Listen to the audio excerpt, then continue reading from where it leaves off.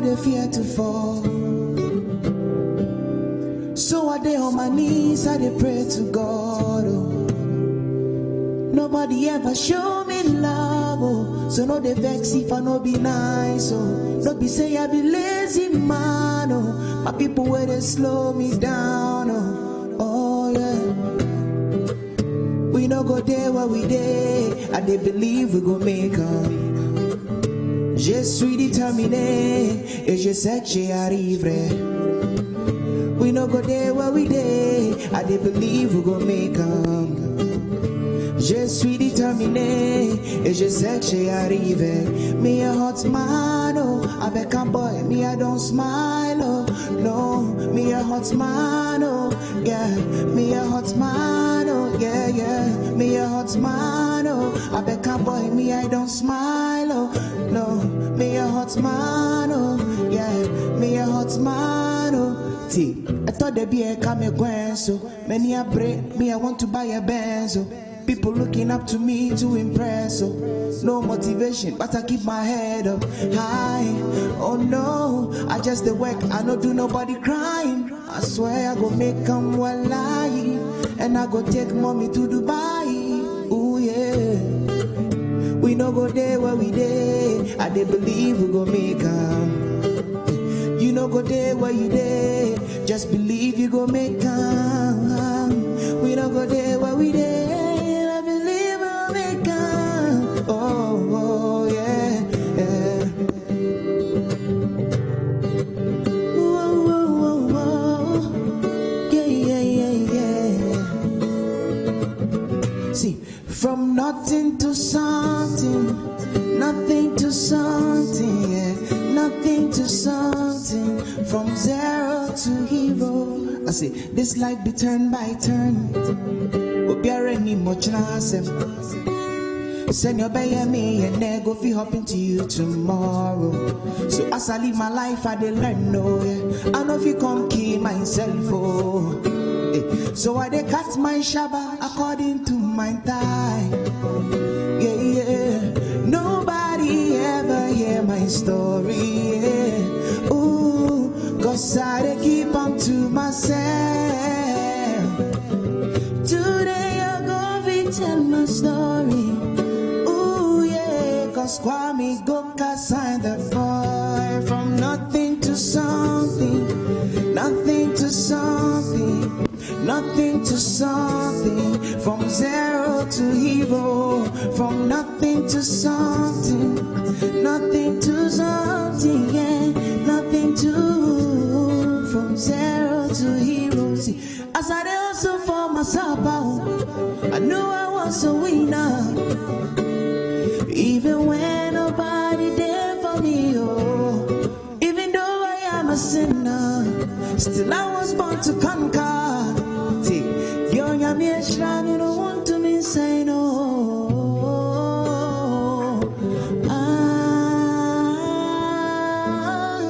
Cause I know I am, I know I am, I know God says I am.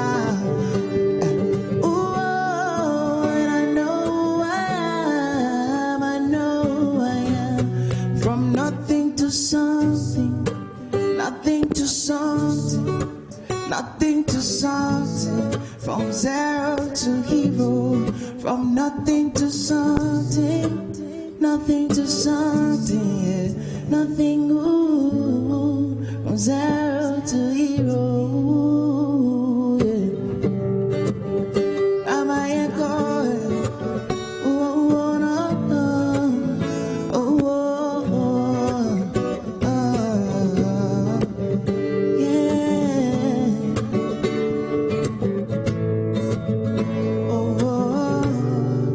Nothing to something, nothing to something, from zero to hero, from nothing to something, nothing to nothing, yeah, from zero to hero. It's true.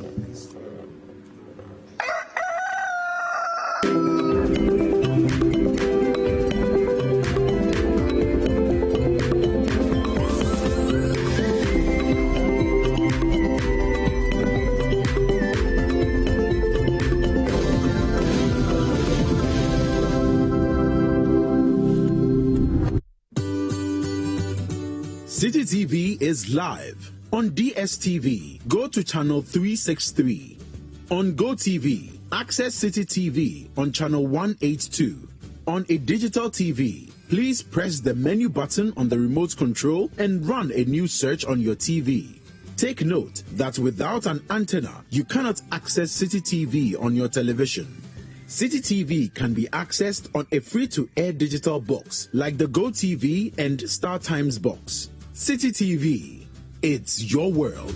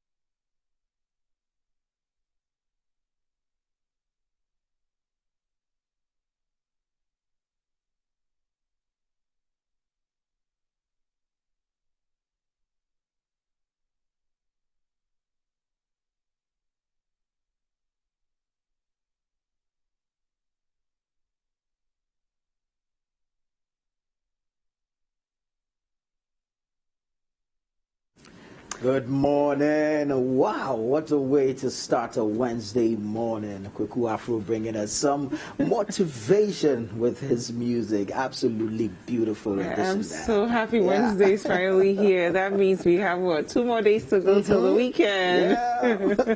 Wednesdays are always exciting, aren't they? It's like the hump day of the week. But thank you guys so much for joining us. This is Breakfast Daily on City TV. My name is Dziffa, Akua, Ametam. And my name is Tuffour, Boateng.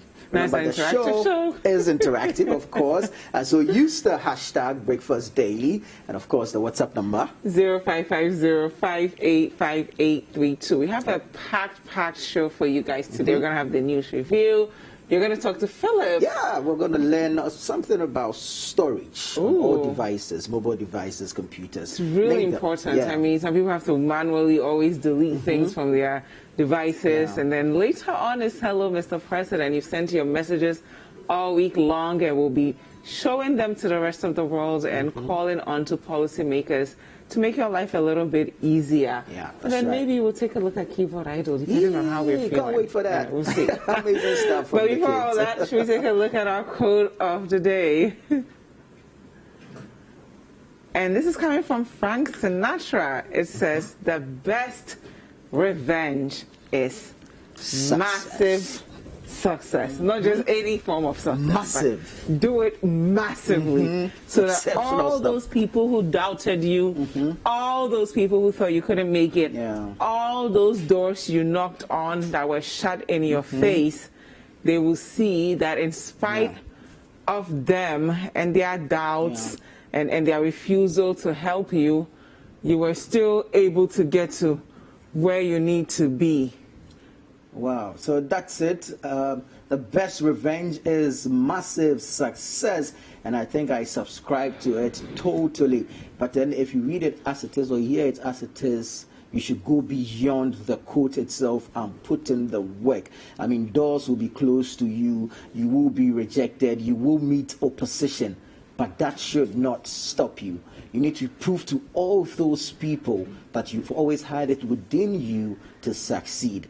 And of course, the best way to revenge is to make sure that you do succeed in whatever you have set your eyes upon to do. Yes. So great quote there, Frank Sinatra. Yeah. I love his music too. Yeah. Speaking of success, I mean, when this whole coronavirus thing happened, a lot of countries outside Africa were predicting all sorts of things, saying things like, okay, if it's had this impact in countries like Italy, America, China, then this is what's going to happen to Africa. But then we did not live up to those standards, those expectations. We've actually turned out much better than half of the countries that we would historically go to for help. You know, so sometimes it's in believing in yourself and your abilities, not necessarily what others might perceive of you or whatever expectations others might have of you, but saying, these are the standards I've set for myself, and this is how far I'm going to get. It all factors in, and I think we need to keep at that and not, you know, lose sight of what's ahead. It's true, and I think in times like this, we need to move away from the one-size-fits-all rhetoric and then develop some homegrown solutions, country-specific policies that are tailored to suit our economy, our environment, our people, our lifestyle. It's so that we are not imitating just for, or we're not following or copying blindly, but then of course we are nibbling the situation in the bud, and then we're growing as a country. Because what might work for someone in another country might not necessarily work for us here. And so it is important that we drop the one-size-fits-all approach and develop our own policies, our own homegrown solutions to addressing some of these issues. So, coronavirus figures are still going up. I don't even know what to say. Rather disturbing, but yeah. We'll get there. This is where we are. I mean, we cannot run away from the fact that the figures are going up. And I always want to say, not that I'm a doomsayer or something, but it's a fact. The figures are still going to go up because now the rate at which we are testing is not like before. And so if the testing regime should improve like it was before, then we're going to see obviously more figures coming up. Definitely. So I don't even think these figures are a realistic representation of the current state of the country, because we are not testing as aggressively as we used to. And if we are not testing as aggressively as we used to, and we still have 25,252 positive cases in the country, then you can only imagine what the number would be if we were testing as aggressively as we were in the very early days of the virus. Total active cases are now at 3,716. This one is a bit, you know, controversial, discharged versus recovered. But thankfully it's at 21,391, and unfortunately we've lost 139 lives. That's the situation. And if you should really take a good look at the map, you'd notice that the Greater Accra region and of course the Ashanti region remain hotspots for the virus. That is where the spread is over really 13,000 cases. I mean, we're getting really close to 14,000. That's like 13,869 in the Greater Accra region, and then we're doing somewhere 5,277 in the Ashanti region, followed by the Western region with 2,189. We come down to Central, we have 1,110 cases. Eastern region has 948. Volta region has 418, 282 in the Upper East, 267 in the Northern, 205 Bono East, 200 Western North, 128 OT, 107 Bono, 98 in Ahafo, 17 in Upper West, 57 in Savannah, and we have 9 cases in the Northeast region. So these are that's the regional breakdown of the cases we have, and so it's obvious the Greater Accra region and the Ashanti region remain hotspots for the virus. But yesterday we got to hear, I mean, the debate has been ongoing about the outbreak in the senior high schools and whether or not the schools should be shut down. And I mean, we've had various justifications for why they should remain open, and of course, on the other side, why they should be closed down. Yesterday, we were hit with the reality. We knew what was going to, happen. We waited on it, and then yesterday it came out. The Director of Public Health at the Ghana Health Service yesterday announced that there's been one case in the junior high school, and this is in the OT region. The only good thing I am seeing about that is the fact that it's been identified early. One case, there's been the isolation. Of course, they're going to do the contact tracing. But the challenge also is that junior high school students are not being housed. So they move to and fro, to school. And are they doing this via commercial transport? Are they walking to school? They go back home to a family of how many people? The risk is there. At that age, can you even remember all the people you've been into contact with? Exactly. So outside the school community, how are you able to identify all those people you had come into contact with? Say in 2 days, in 3 days? It's really going to be difficult. But then, the policymakers we're hoping and praying that they institute some measures to curb the spread. Yeah, and of course we have a video of when they informed the nation that a junior high school in Oti region has officially recorded a case. So we'll take a look at that. And the list was with the junior high school, the only reported JHS that have with a case in, I think, Oti region. Just one. And if you should say why, I will say that they are probably adhering to the safety protocols more than the others.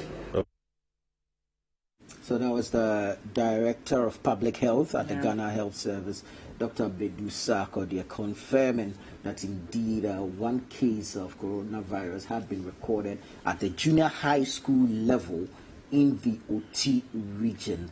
And so, just like happened in the senior high schools, are we going to wait till we get a number of cases before we move in? Are we going to be the typical reactionary type of country, or we're going to move in with some proactiveness and really get to the grounds and help stop the spread? Because it will be difficult to get, junior high school students to observe all the protocols. It will be difficult. That's no fault of theirs. They're kids. Kids want to play. They want to have fun. At that age, they want to have all the fun they can in the world. And that fun obviously will come with the risk of infection, the risk of spread. So, there's that danger. So, what practically are we doing to stop the spread? I would be impressed if they even came out to say that at this stage, every SHS final year student, every final year GHS student knows exactly what to do, where to report. Because, I'm sure the numbers are higher than just one case, because this is what has been reported. How many young people are walking around with the signs and symptoms, but they don't even know where to go? So I think we need to get to a point where we scale up education. I'm glad that we didn't have, at least to the best of my knowledge, parents storming into all the junior high schools to, go crazy. At least their kids are not living there, so they come back home. So it's fine. So there's no reason to panic.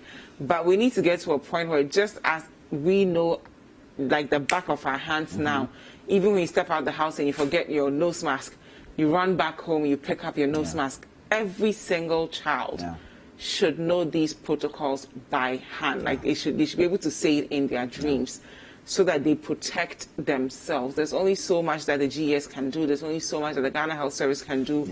We need to get to a point where parents also take up that responsibility of ensuring that if your child finds himself or herself somewhere and their classmates may want to play, they want to hang out, they want to do certain things, they will be in a position to educate them. Because at that age, peer pressure is also very high.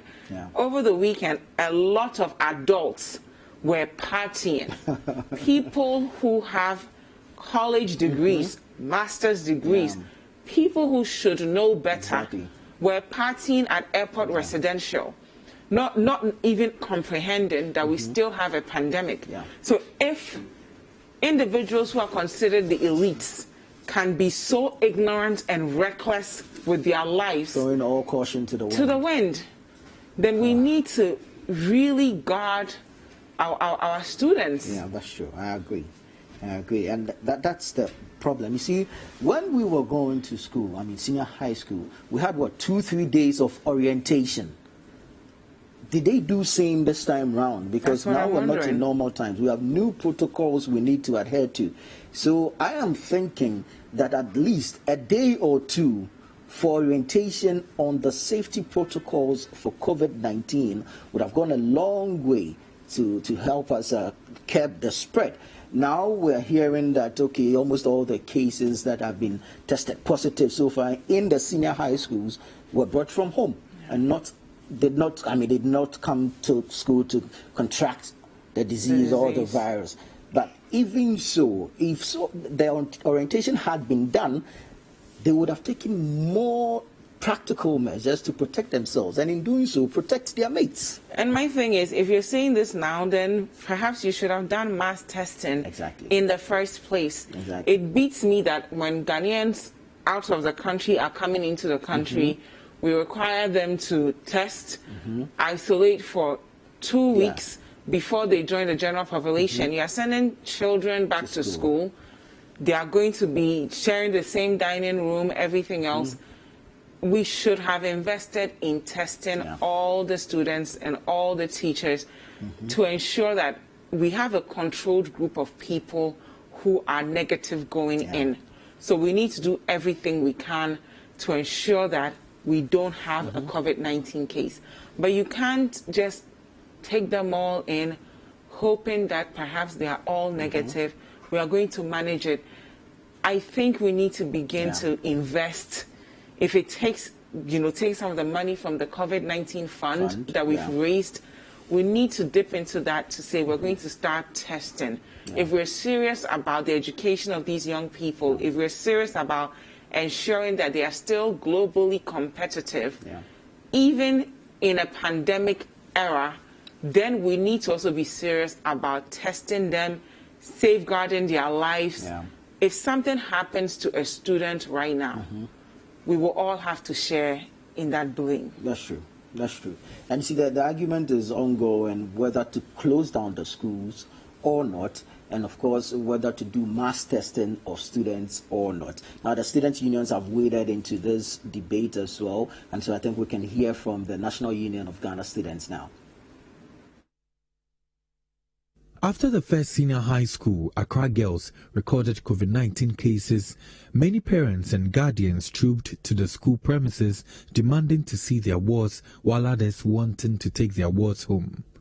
Many parents believe it is better their wards stay at home than to be infected while in school. The pressure on the Ministry of Education and the Ghana Education Service to shut down schools became worse when 13 more senior high schools recorded COVID-19 cases. But according to the government, the call to shut down schools was not the remedy, especially as the infections are spreading rapidly.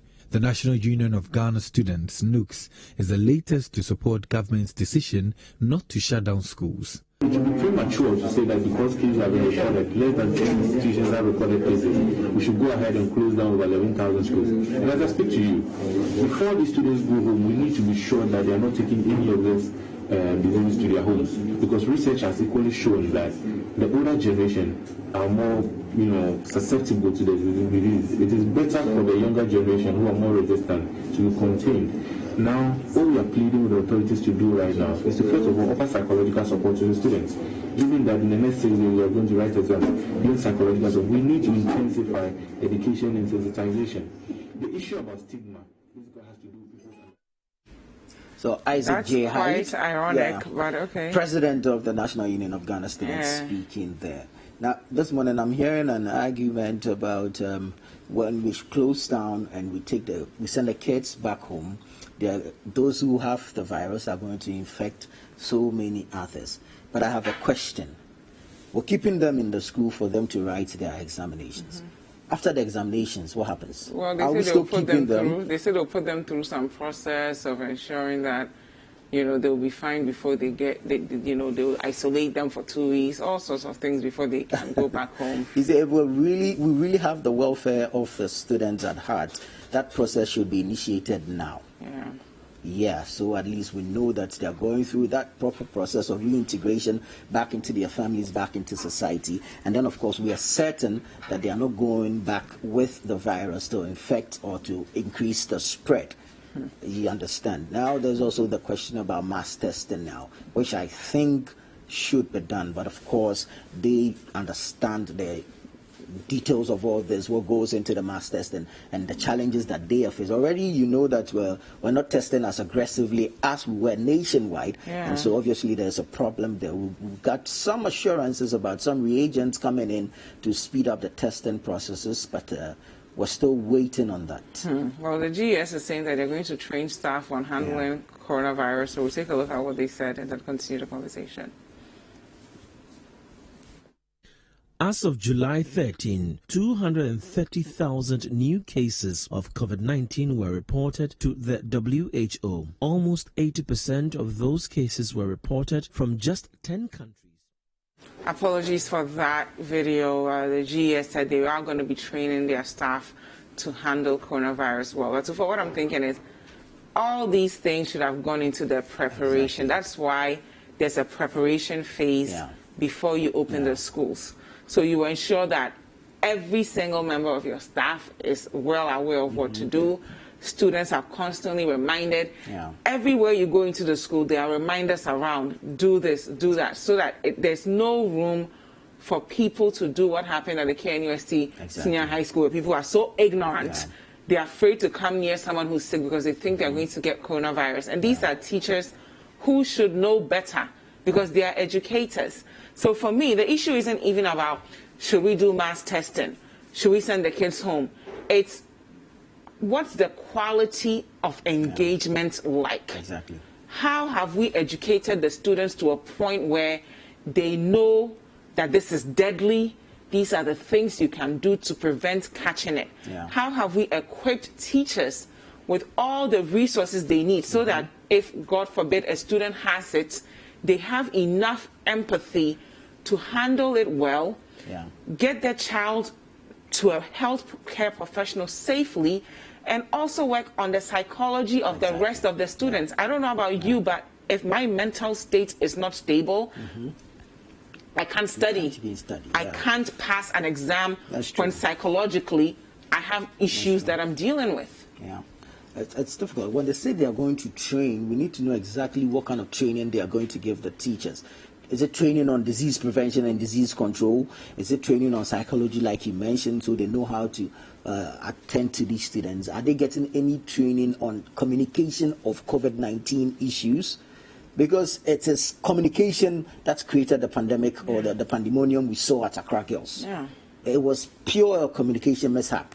If parents had been told that this is the current situation on campus, these are the measures we have put in place to address it, I don't think, fine, there'll be that, of course, parent instinct, but I don't think they'll mass up at the entrance of the school demanding to withdraw their awards. Because they would have not trusted the authorities to know what to do.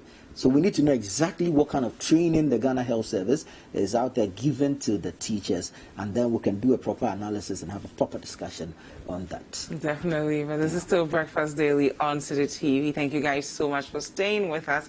My name is Dziffa Ametam. And my name is Tuffour Boateng. News reviews next. Don't go anywhere. We will be right back.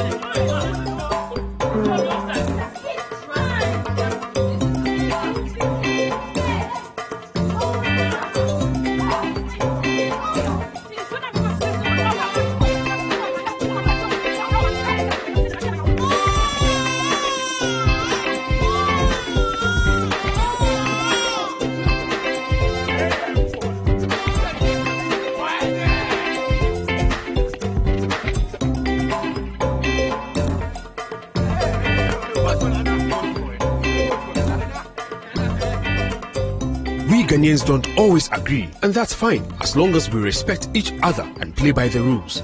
It doesn't matter who you vote for. What matters is that you make your voice heard and that every vote counts. A new clean voters registry ensures that no matter who you vote for, democracy always wins. Go out to register today.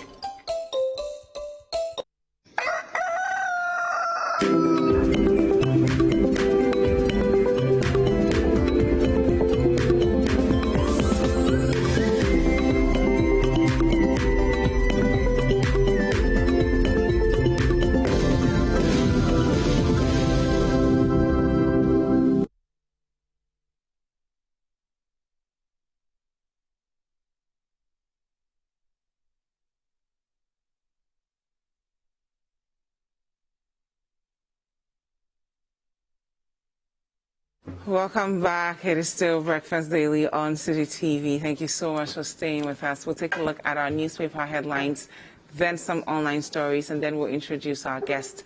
Let's start off with the Daily Graphic. On the front page of the Daily Graphic, we have bank software hacked, 46 million Ghana cedis transferred into 8 accounts. Police nab 6 suspects. That story is on page 3. Closing senior high schools will be disastrous. That's coming from the GES, and they're saying that parents of Accra girls senior high school students want children home. So that's the other angle to that story, and we'll take a look at that shortly. It's on page 3. We'll take a look at the Ghanaian Times. 6 busted over 46.1 million Ghana cedi bank theft. That story is on page 16. Ghana's confirmed COVID-19 cases climbed to 25,252. 21,391 recover, discharged. Unfortunately, we've lost 139 lives. And that story is on page 16. We'll now go on to the Finder. NPP lists 60 youth-focused achievements. Nana B challenges NDC to list theirs. That story is on page 2. GES defends decision to keep students in school. That story is on page 5. Nanado chairs 80th cabinet meeting via Zoom. That story is on page 8. I never use state money to campaign or buy votes. That's coming from the Deputy Maslock CEO, and that story is on page 8.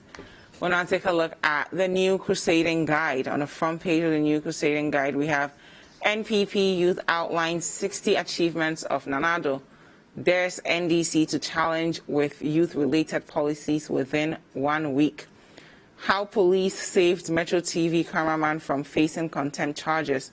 Eyewitness account. The truth, according to Flight Lieutenant Rawlins. That story is on pages 3 and 10 of the New Crusading Guide. We're going to take a look at our final newspaper, The Chronicle. On the front page of The Chronicle, we have face shields can't save you from COVID-19. That's coming from the Ghana Health Service. A lot of people have been walking around with the face shields without the face mask. It does not protect you against coronavirus. It does, however, help you mentally think you're protecting yourself. So let's all put on our face masks. Student killed in NDC NPP crossfire. It's a really sad story there. A life that did not need to be lost. And that story is on pages 2 and 3 of the Chronicle. We'll now take a look at some online stories, starting with citynewsroom.com. On citynewsroom.com, we have calm returns to Bono region after bloody registration center confrontation. Metro Mass workers threaten to sue government over unpaid salaries. COVID-19 exit plan for SHS students after WASI being developed.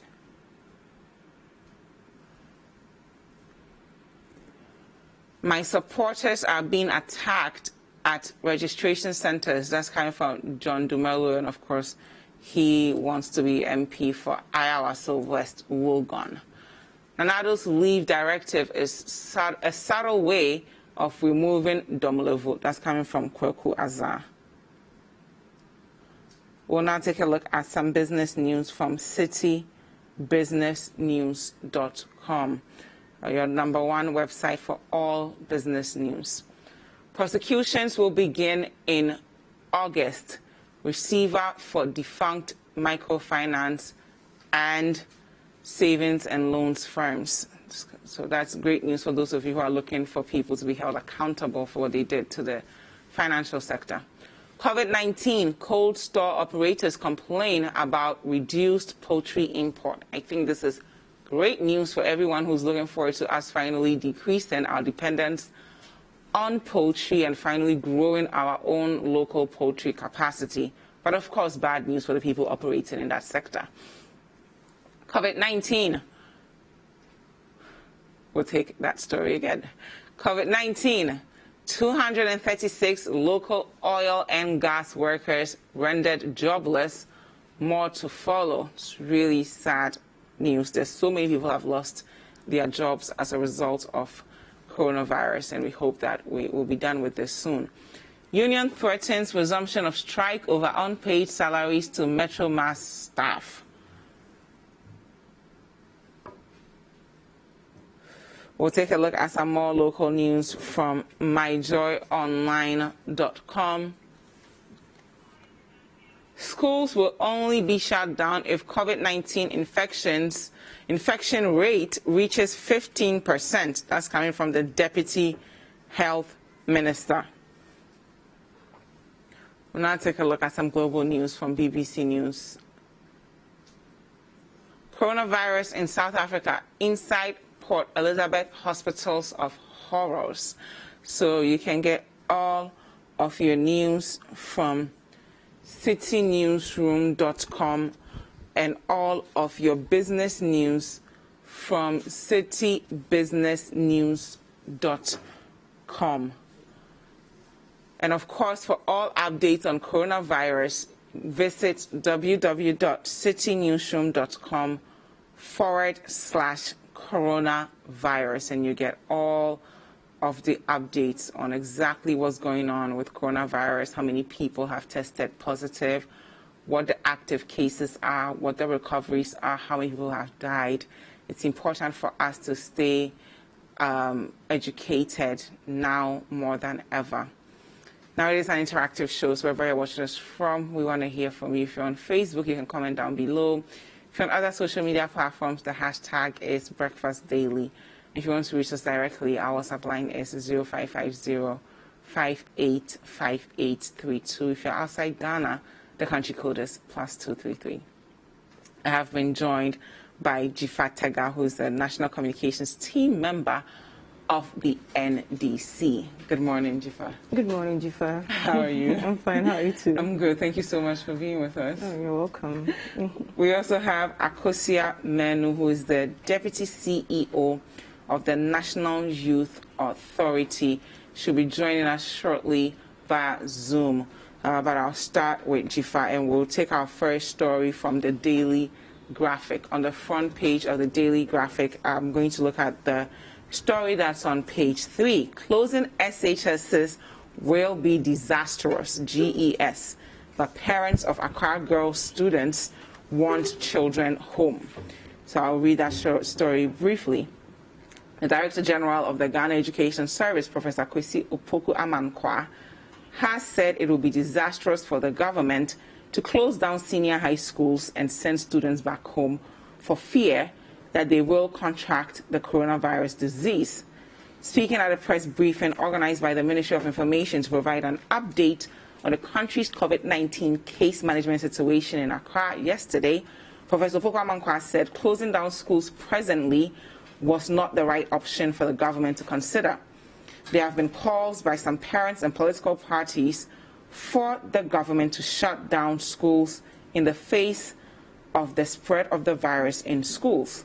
Answering a question on the dangers of keeping students in school, the GS boss said, and I quote, "We believe that the best option is to keep them, that's the students, in school, because if we decide to let them go into the bigger society, then we rather have to close down the entire country, because if you have 1,000 students going into different homes and they are infected, we are not sure of what is going to happen to the larger community. We are talking about 550,000 students. That is the gold track students plus SHS final year students." So he goes on to make his point. I'll complete that sentence and then we'll hear from Dziffa. So if we decide to let them go, I think we'll be causing a big disaster to ourselves. So they also go on to talk about the special arrangements that they are going to make. So it says here, he continues, that originally the final year SHS students had 2 weeks to start their WASI, but the president, in his wisdom, said because they had been home for a long time, they should be given more time for revision. So if there's any reason at all the child is writing the exam and is ill, what the WASI Council will do is that they have something called the clemency rule that will be used, so that if you have written the English one and you cannot write the second one, it will use the results of the first paper and other factors to award your marks for the second one. So on Monday, Dziffa, we heard that 10 more additional schools, senior high schools, had recorded cases of coronavirus, bringing the total number to 14. Yesterday, we heard of a junior high school in the OT region recording a case of coronavirus. Parents want their wards home. Some people in the PTA are also calling for schools to be closed, but government is saying it is not time yet, and it would actually be disastrous to do that. Dziffa, good morning once again, and thank you. I would like to greet the finest gentleman in Ghana, His Excellency John Dramani Mahama. Okay.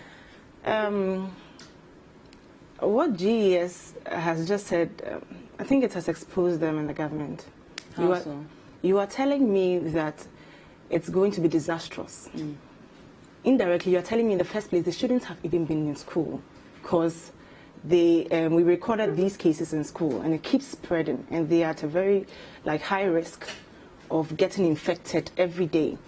So if you're telling me now that bringing them back home is going to be disastrous because they're going to be infecting people at home, then you mean that they shouldn't have even been there in the first place, and it was a mistake.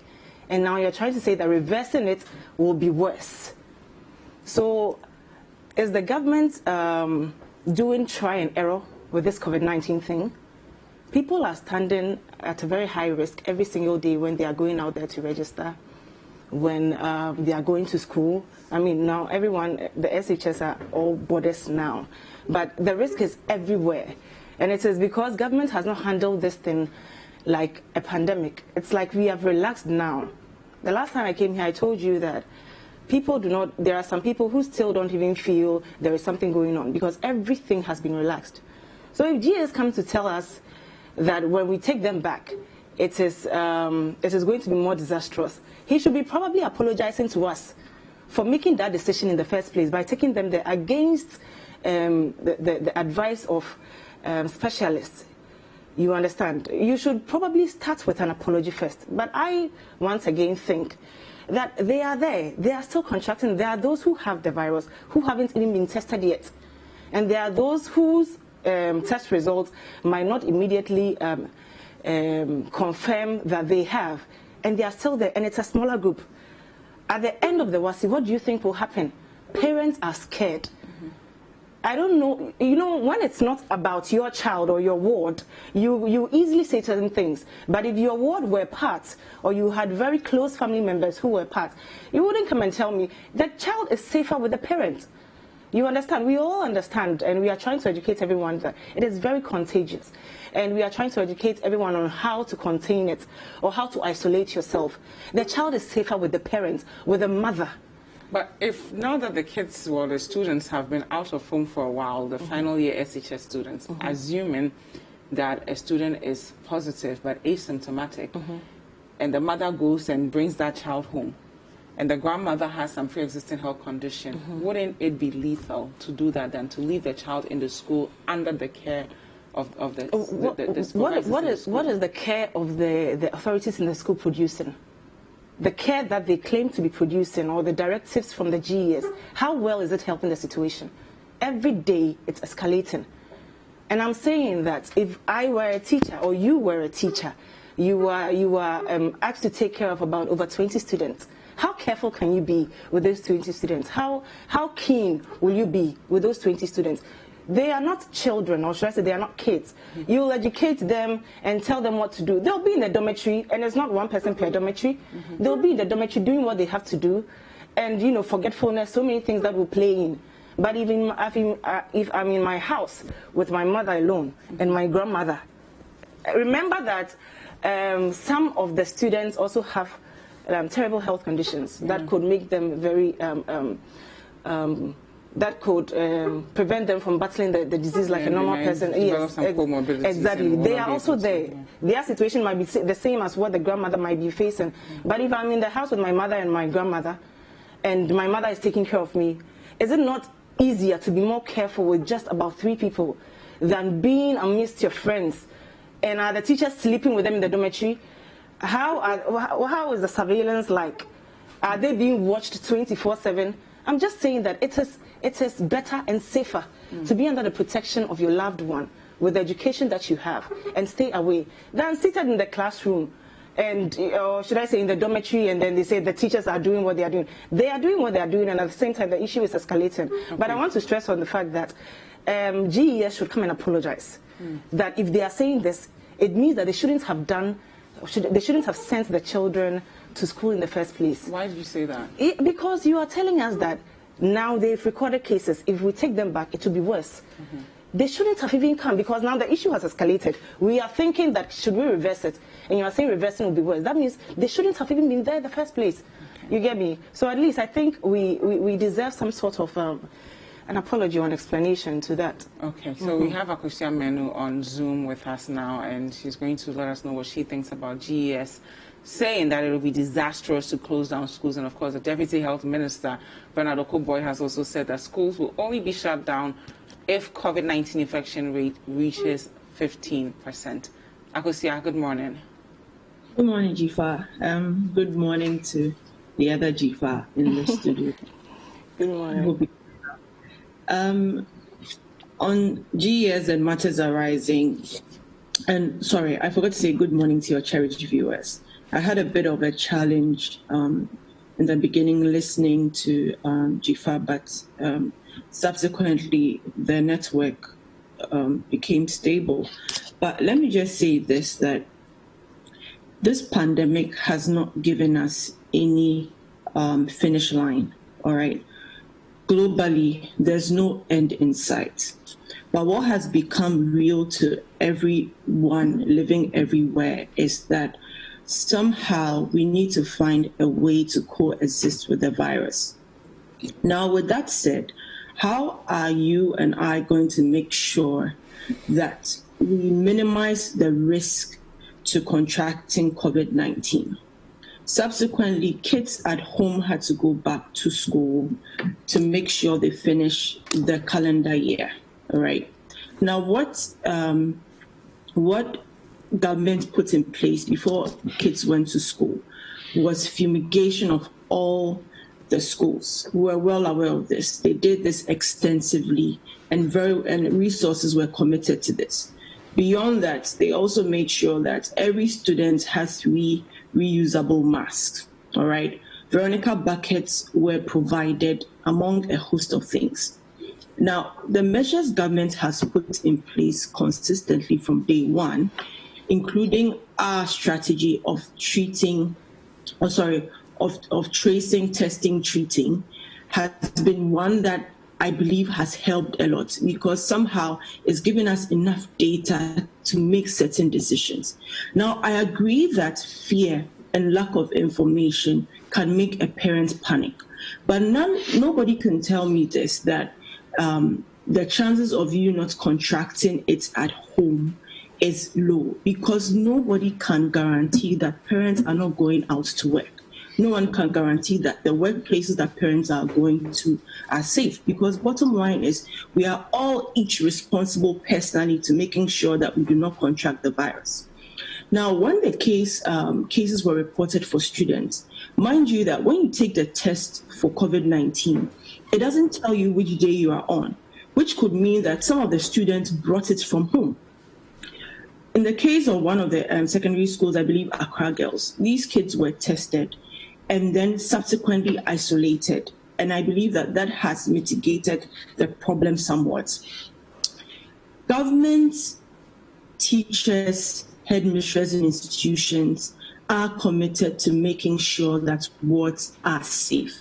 The question about, I was hoping that you give more concrete facts and figures, but it's been a lot of hot air and trying to incite fear and uncertainty in parents, which is very unfair, because the likelihood that even a kid might be home and might get interactions with people who come and go in their homes is very high. So, Akosia, isn't this an argument for the students to go back home then? Because if you're saying that parents themselves are roaming about going to work, there's no guarantee that they themselves are not positive. If you're saying that the kids there in the homes may also be it, then I don't understand what the GS boss means when he says that if we decide to let the kids back into the larger society, that may be more dangerous. That's assuming that the larger society is safer than the school. And you rightly just pointed out that the students came from the larger society into these schools, and in some cases, some of them took it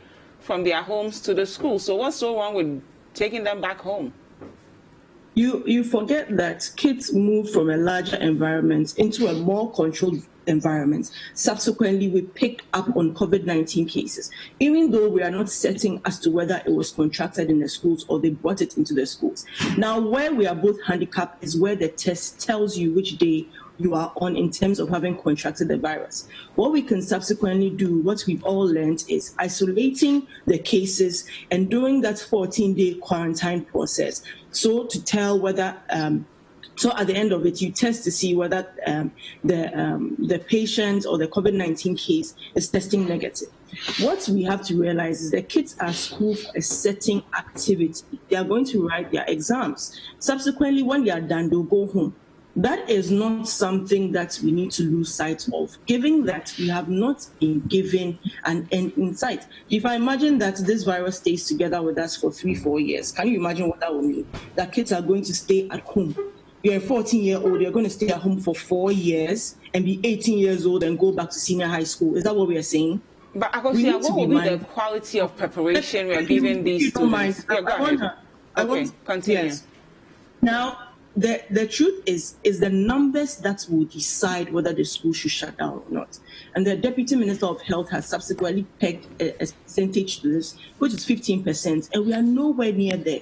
And don't forget that we are still guided by WHO guidelines, all right? So let's not think that we are operating in isolation. The fears, the fears and the concerns of the parents, it's quite, and I understand the fear and the concern, but bottom line is it's still a controlled environment where it's easier to contain than having them go home where you're unsure what will happen. Okay. So it's just for a specific time frame. Subsequently, when that is done, they'll go home. But before they go home too, protocols will be put in place to phase them out. Don't forget that with the university students, they also went back to school to write their exams, and subsequently most of them are home. Do you understand? Yes. So the question is, do we stall their education, and for how long? Because as it is, I keep seeing, yesterday I saw a tweet that there's a vaccine, and when we talk about a vaccine, mass production of vaccine is going to be another year or two.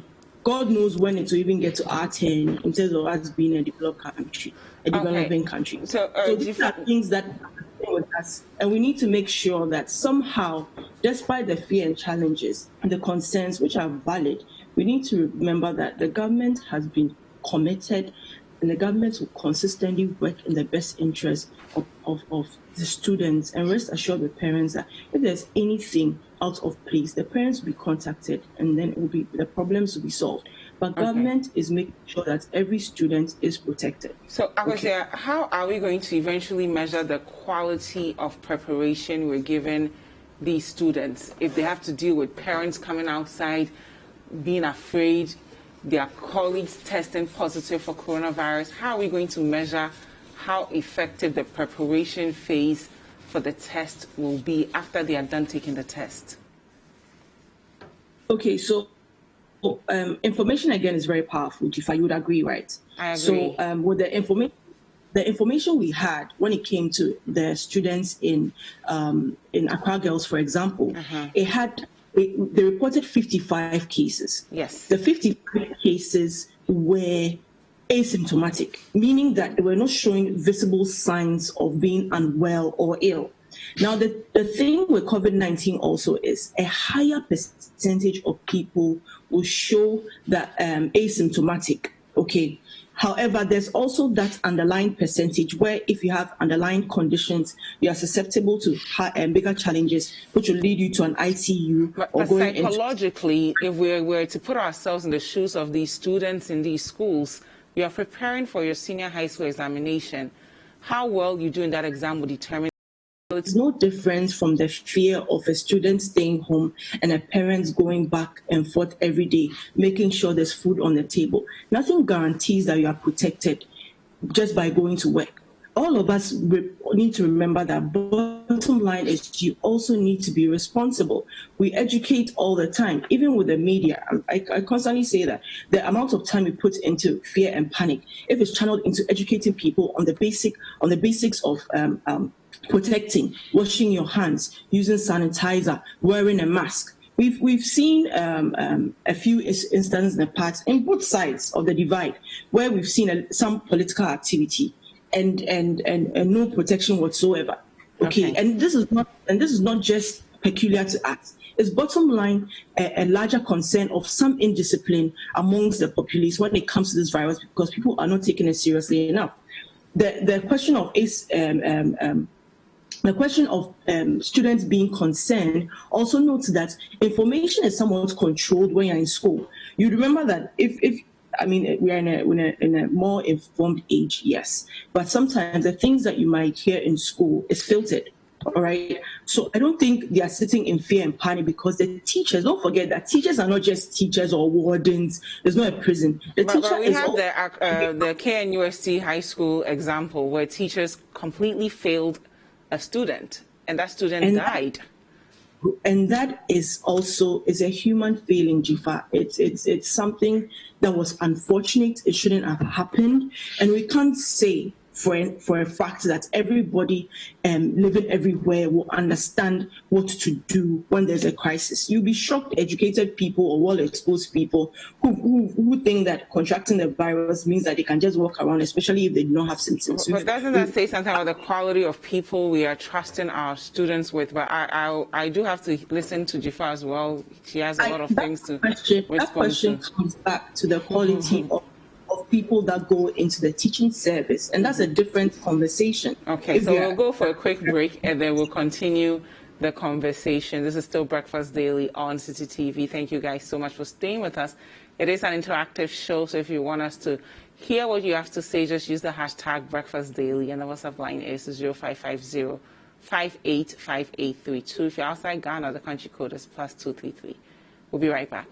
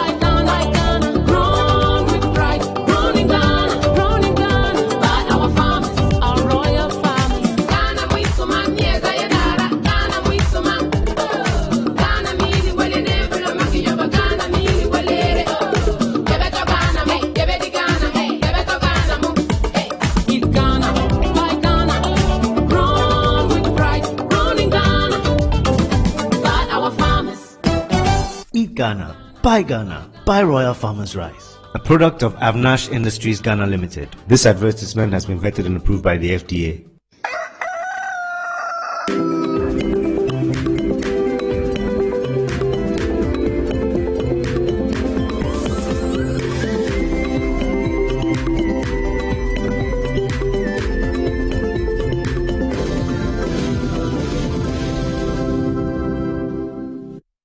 Welcome back. It is Breakfast Daily on CCTV. Thank you so much for staying with us. It is an interactive show, so wherever you're watching us from, we want to hear from you. Use the hashtag Breakfast Daily and our WhatsApp line 0550585832 to contribute to the conversation. If you're outside Ghana, the country code is +233. I still have with me Dziffa, who is a National Communications Team member of the NDC, as well as Akua Menu, who's the Deputy CEO at the National Youth Authority. She's joining us via Zoom. And before the break, we were discussing what's going on in the senior high schools. One junior high school in the OT region has officially recorded a positive case of coronavirus. Some people have been asking for schools to close down.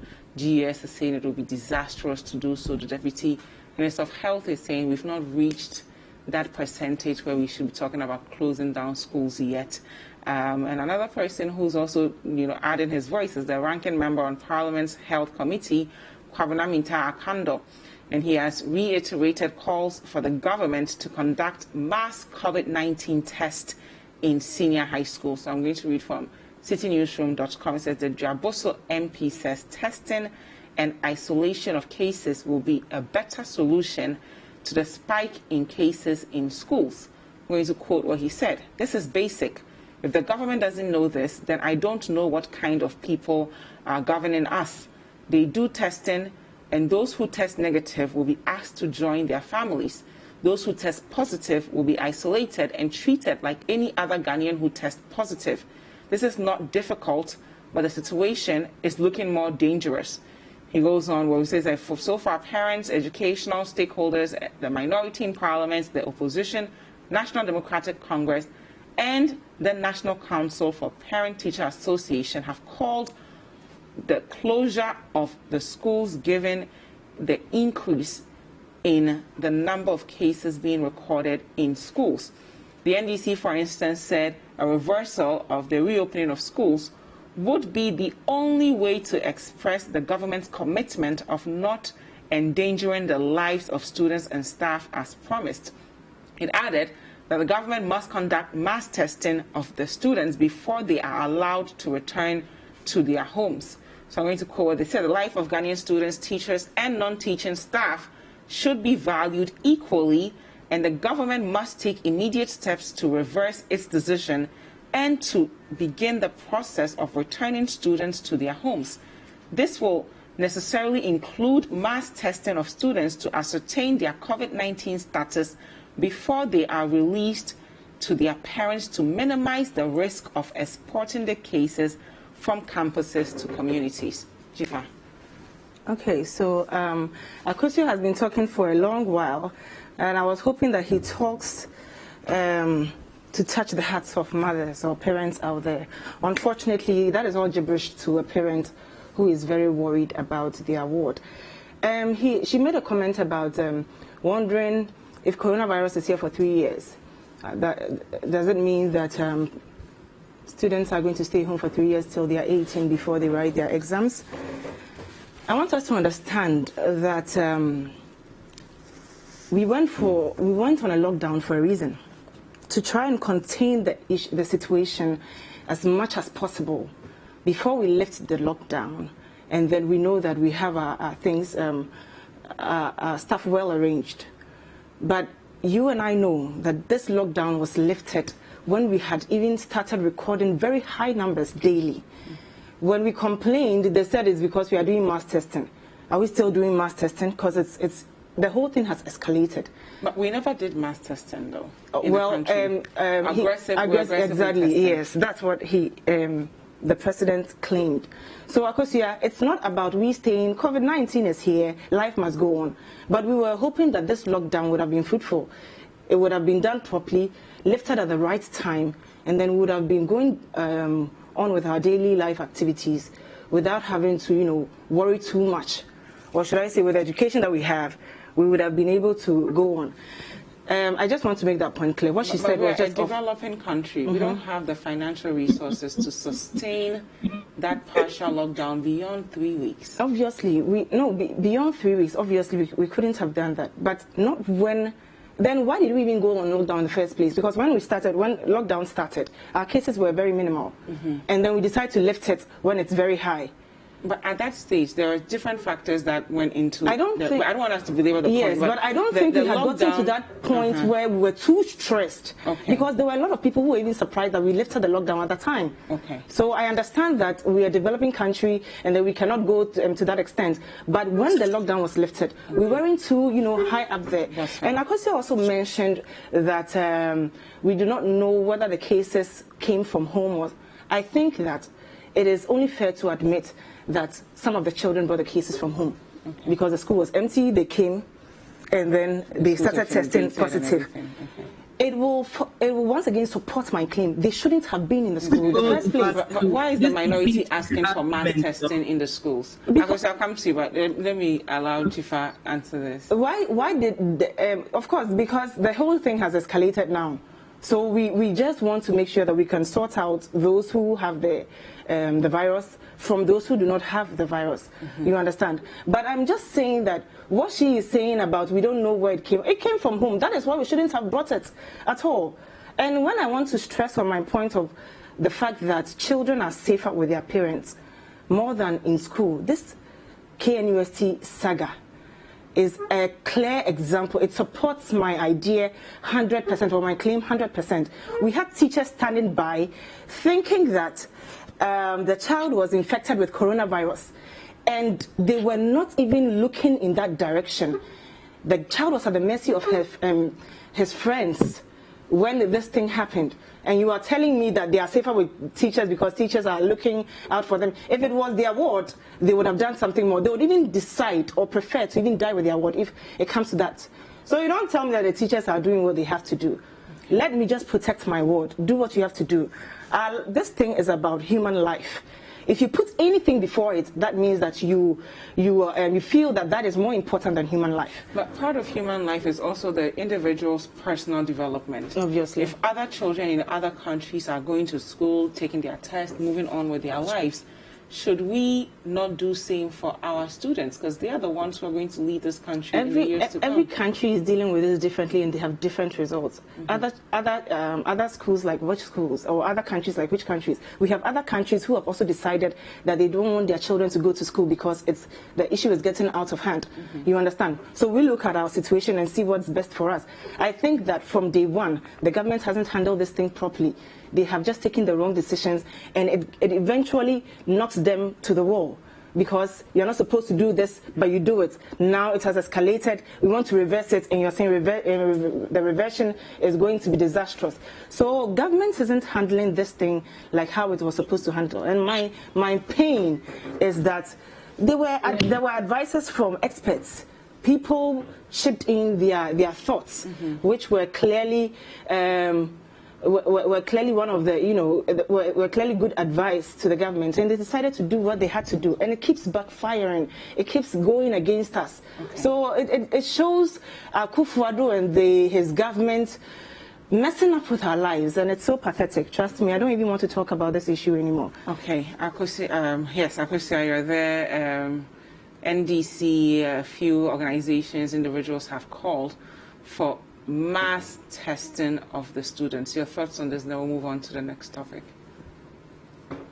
Okay, so basically mass testing seems almost impossible at this point, just because of logistics, all right? And this is not a special handicap for just Ghana. This is identified in other countries as well. Now, what we need to understand is, she couldn't even tell us the right time to lift lockdown. Her argument... I am not a president. Well, she's not a scientist, so I'm not a president. I didn't promise Ghanaians to make the best decisions for them. So when you are weighing into such a debate, at least come with a few facts to the table. I'm not how do you call it, an epidemiologist. I'm not a public health expert. But this morning, we have to be on your show to have this discussion. But the least we can do is to just blow decisions on the show. I think it's unfair to viewers. Now, even with the comments made by the ranking member of health, and I believe you quoted it, in saying that there should be mass testing and whatnot. It's just what we have to understand is the infection rates, as has been identified by public health experts, And at this point, the public health experts are not of a certain political color. COVID-19 does not discriminate on who gets it. Okay, so if the experts come and tell you that yes, it is possible to go back to school, and when you put these measures in place and you monitor over time, it is feasible and it is practical, knowing that there's no finish line, as I've said already, to the end of COVID-19. Who am I to disagree with it? I have to look at it dispassionately, okay? And I'm a parent as well. I mean, we have to come to terms. My kids are not of boarding school age. But when it gets there, we have to come to terms with the fact that we have to live with this virus. Now, the ranking member, who just a couple of months ago couldn't even tell the difference between autoimmune and asymptomatic, all right, is weighing in this controversy. And unfortunately, they can't even give us specific guidelines. After even having set up a COVID-19, what was it? They had this committee they set up just after the pandemic had started. Yeah, they also set up their committee to deal with the coronavirus. Yes. Please wrap up for us. Yes, we have seen elements of their party people engage in political activity with no mask on. It's not to think that they are human sanitizers. And a lot of exactly. You don't even have to make that point. It has happened with the MPP. Yes, it happened. PQ'd to ask the question she's asking. Okay. When we come and have conversations, I believe that we should look at how we can take it forward. That's fine. We can't dismiss the of parents, I've said already, but let's think about the logical aspects of it and let's buy into the behind it. Thank you very much. We'll take a look at our second story here. I'm reading from citynewsroom.com, and it says, Bono region, 28-year-old man stabbed to death at Banda. I'm reading from citynewsroom.com. It's a really sad story there. Police in the Bono region are investigating circumstances that led to the death of a 28-year-old man who was allegedly stabbed by men suspected to be supporters of the governing New Patriotic Party at Banda. Speaking on Eyewitness News on Tuesday, July 14th, the Regional Public Relations Officer of the Bono Regional Police Command, Augustine Kinsley-Opong, said they will conduct a thorough investigation before making an arrest. I'm going to quote what he said on Eyewitness News. We have decided to let our investigator go down and gather all the pieces of information and inform command as such. So we've not made any arrests yet. Our investigator will inform us of the next action we should take. People are asking whether there have been any arrests and why not now. In fact, we are gathering intelligence that will lead us to the right culprits so that we will not go and arrest some people and later release them that there is nothing against them. So Silas Wolchame, a graduate teacher trainee from the Akim Oda Teacher Training College, was allegedly accosted by the men at Banda Kaborno on Monday when he was returning from a visit to his pastor at Wenchi. Some reports suggest that the stabbing occurred at a registration center following an altercation between some New Patriotic Party and National Democratic Congress supporters. I don't know if you want to take this or if Akusia should start with this story, but let's talk about violence and elections is right around the corner. People are just registering for a new voters card, and this young man has lost his life. Of course, it's still under investigation. Okay, so Dziffa, this is very sad. I was really interested in this issue. When I heard about it, I was really sad. So I even made a few calls into the region to get eyewitness accounts of what happened. A day before, okay, let me start. The gang leader of this thing was Kwame Afrani or something, who is a brother or relative to the parliamentary candidates of the area, Joe Dankwa. And this whole thing, this whole banter with NPP and NDC was being headed by their man, what's his name, Abronye. Okay, and these are all allegations. These are all allegations, of course, but I heard it from, I made calls, so there were, eyewitness accounts, and, so until the police comes to prove it, but yes. And the history of that place tells you that this man, Joe Dankwa, has been, eyeing the seat for three consecutive times. And last year, he lost by just 500 votes. This is the only constituency in Bono region that the NDC has. So this is a do and die affair for the NPP. And they know that this whole election, if they will win, it starts with the registration, how you're going to mobilize the people to. So there has been so much struggle. And even previously, before this incident, there was an arrest. They found, the police found some armed men, alleged to be NPP people, and invited them. But that's why they were released. I don't know, maybe to invite them later for more questioning or something. This violence issue is getting out of hand. It's bad. But if you've realized, it is happening in very sensitive constituencies. Yeah. Constituencies that are, aren't very attached to one particular party. And I don't want you to think that I'm pushing this to the NPP. But we know there is an iota of truth in every rumor. What I am hearing is that this guy was thought to be an NDC and was caught in the circumstances. But how do we get to a point where we don't sacrifice the lives of young people? Because, we speak to politicians every day.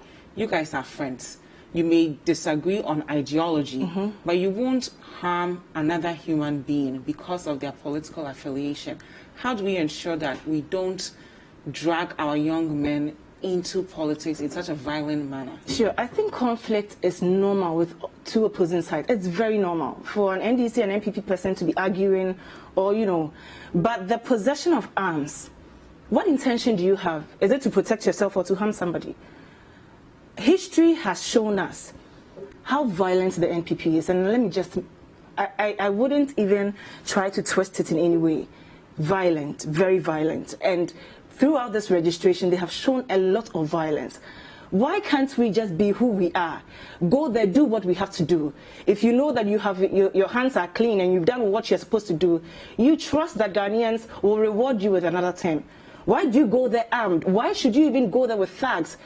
In my constituency, Okaikwe North constituency, yesterday the MP, the Hussein Issa, brought thugs to slap one of our agents.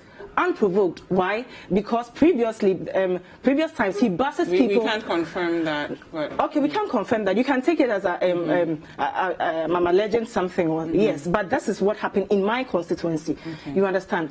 For an MP, a member of parliament, to even be, working with thugs just to teach someone a lesson. These things happen on both sides. But let's hear from Akua as well. A young man has unfortunately lost his life. Police are still investigating exactly what happened, but what's out there is that it's connected to some sort of affiliation with NDC and MPP. And the broader question is, how do we ensure that we don't end up with all these violent stories? This is an election year. We have a pandemic we're dealing with.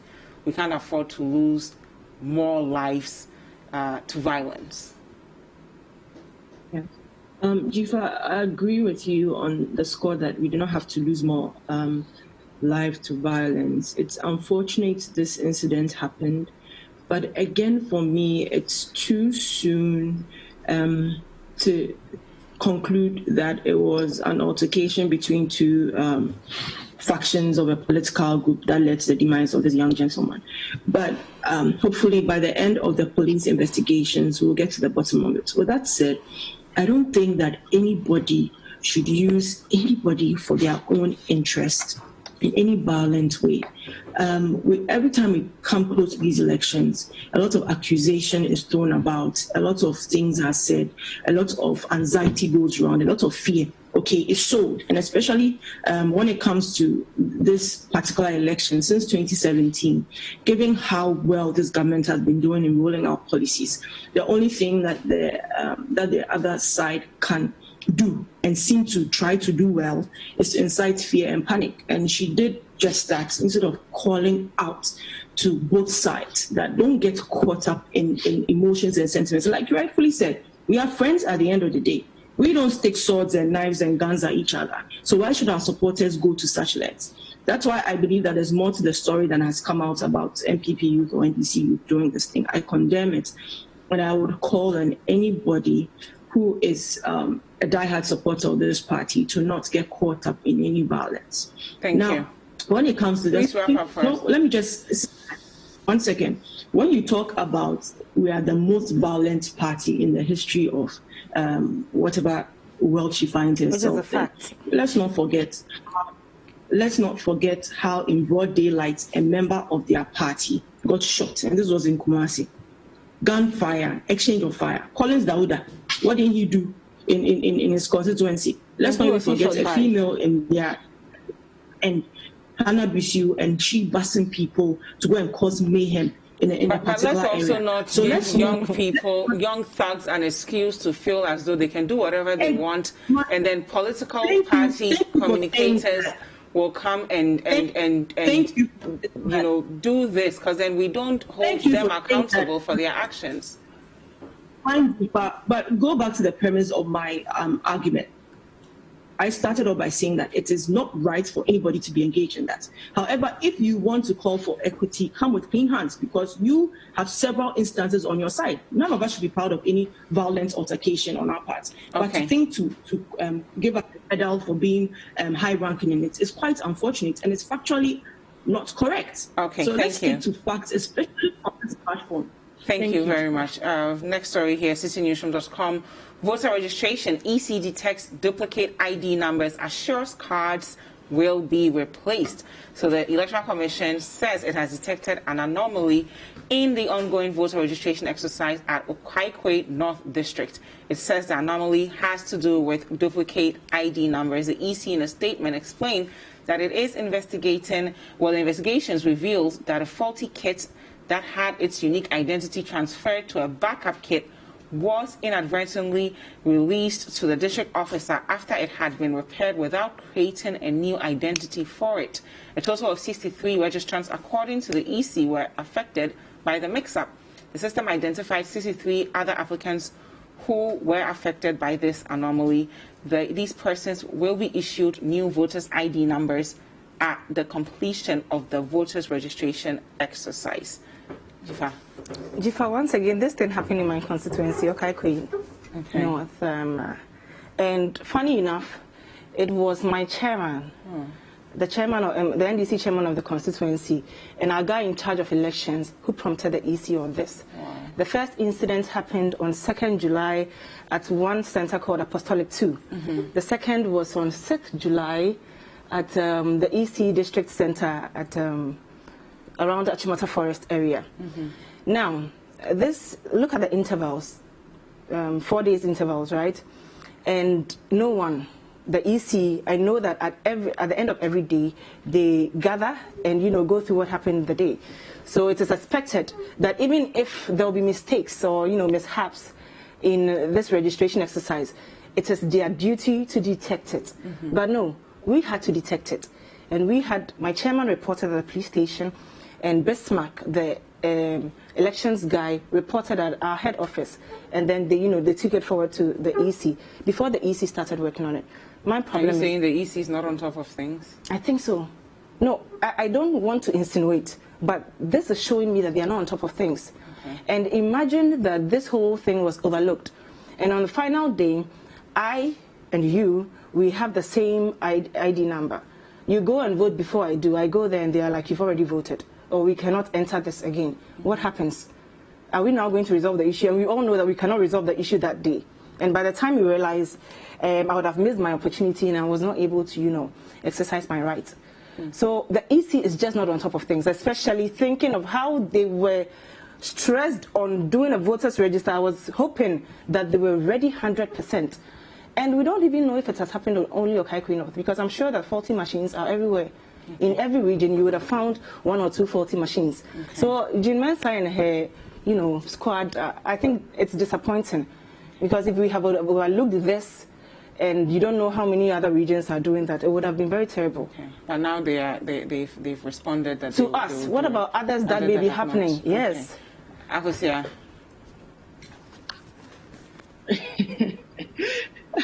She doesn't want to insinuate, but she has concluded. When it comes to electoral matters, we all know the history of NDC and their insipid But with this issue of duplicate ID numbers and what's happening, especially since we, you know, the EC was so bent on this new voters registration card, shouldn't they have dotted their I's and crossed their T's to ensure these things won't happen? And the second point is their preparedness to correct it. Now, they mentioned that the data of the persons involved were similar. I don't know if you've ever experienced it. I remember when I was tracing my SNIT number many years ago, when I was trying to check my balance on my SNIT loan, right? When I went to check up my name, I realized that there were several people with my name. The only thing that set me apart was my middle name, which helped me to identify in their books. All right. So these things are bound to happen. But the point is the technology able to detect it? Yes, it has. Are they able to correct it? Yes, they are able to. The question also, it comes back to, are we going to have a perfect situation? No. In fact, weren't we told that the machines will break down? Didn't we hear hue and cry from the NDC that the machines will break down? We won't be even able to register people on the first day. Guess what? It's day 15. And it's been going on pretty smoothly. In fact, despite all of this, their candidate is on TV every morning on some stations encouraging people to vote. He doesn't even say... we do have to vote, Akua, but still, there are some people who are saying... When problems come... Some people have spent up to 8 hours registering for a voter's ID card. Is that okay to put Ghanaians through that? And exposing themselves to the virus too. At the end of the day, we haven't gotten to a process where you can sit at home and go and log on to a certain website and generate your own data and get an ID. It would have been beautiful to have that happen, but it won't happen now. And just because of the failings that exist, and that's the human interference of it. We know what happened with the 2016 register. Let's not dismiss the process, because this civic duty requires all of us to go through the process. Some will, some won't. There'll be problems, yes, but I'll encourage people that despite the problems that have come up, they are not so earth-shattering that we need to shut down the whole process entirely. Bottom line, if you do not register, you don't get to vote in 2020. Thank December. you very much. Akua Menu is the Deputy CEO of the National Youth Authority. And Dziffa, any last words? We have just a few seconds to Yes, my last words, I just wanted to add before I finished that if the EC keeps doing this and we have to prompt them, we will continue thinking that they have like a hidden agenda. I don't want to even go further. But of course, we as communicators, you don't just come on air and defend the indefensible, because sometimes people listen to you not just as a member of NPP, but as a woman, an educated woman who knows what she's about. So some things are glaring in our eyes, and the viewers know, and then you want to defend it.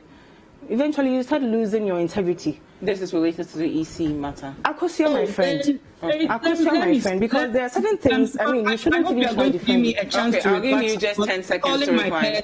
Go ahead. Okay, go ahead, Akua. 10 seconds. Thank you. Now, she's calling about integrity and being communicators. You sit there in a studio representing a party that hasn't outlined a single policy come December 2020. I am talking about you personally. Okay. And you are even bringing it to the party. Thank you very much. Let's not go there. Thank you. We are all three women. We're doing well. We are inspiring all the young girls out there. And I wish you both the best. And I thank you both for being with me this morning. Akua Menu is the Deputy CEO of the National Youth Authority, and of course, Dziffa is a National Communications Team member of the NDC.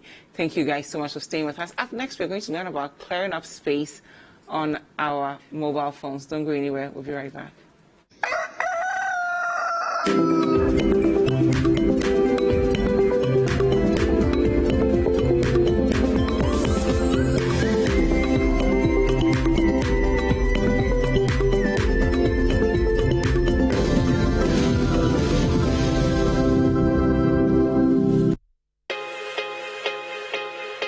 There is no promise we cannot keep.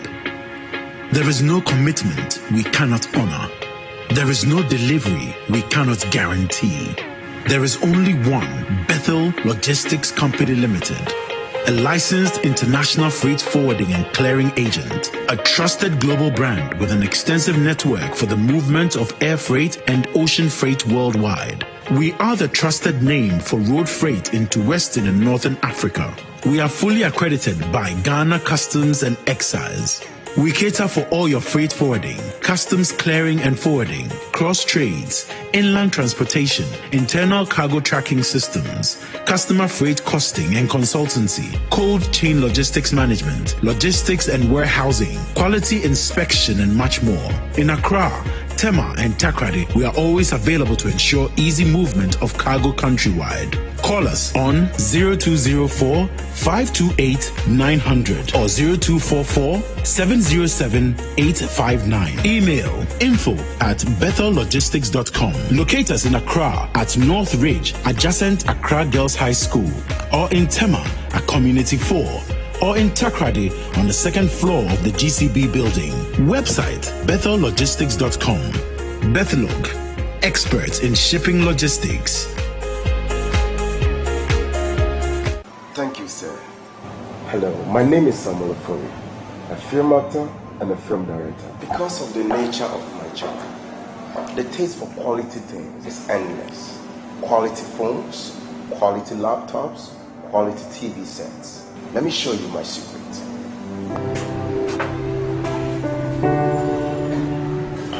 Here is Franco Trading Enterprise. My secret for quality laptops, quality phones, quality TV sets, accessories, come on, external hard drive, pen drive, name it. For bulk purchase and retails, come to Franco Trading Enterprise. They will reduce the price for you. Franco Trading Enterprise. Home quality. There are those with untold stories, unraveled feats, life-changing stories, and lasting legacies. They tell their stories themselves on footprints. Yes. Well, at some point, we are taking the step. Unfortunately, you were dragging the country into an abyss. Yeah. So we saw it. But they held power, the guns and so forth. Who were we to? We just watched. But by, I believe, 74-5, the country was seeing through him that this man was a total misfit. But he was a happy man. But because in Akan there's a proverb.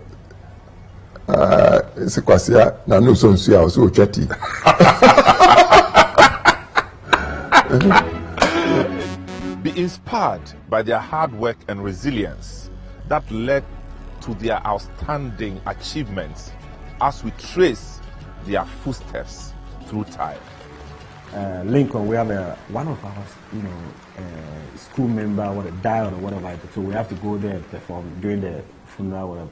And then I was feeling thirsty, so there was but those days it's not like pure water or whatever. They sell the water in a bottle. Yeah, stuff like that. So there was a bottle there. I thought it was just a water. No, it was application. So I just took it. When I drank it, before I realized, Charlie. So what happened to me? I'm like, Charlie, I've never touched. So since then, I've never touched alcohol. Okay, so you didn't drink alcohol, and you never smoked? Smoked, no way. No. Really? Never. Wow. Never. Then who comes out of the car? Chachu Chikata and Kojo Chikata. And the Chachu told me that they have, Kojo was sick since the morning, and he has been tortured and whatnot, and they have come for medical attention. Of course, naturally, I have to look after them, even though they are very close relatives. So I look at Kojo, I examine him, I notice that he's definitely been tortured. And then there was blood, deep-seated blood in the ears. We can see that clearly. So join me, Samuel Atamensa, and my guests every Saturday at 9 a.m. and Sundays at 4 p.m. for Footprints, only on City TV. Footprint is sponsored by Bethel Logistics Company Limited, experts in shipping logistics.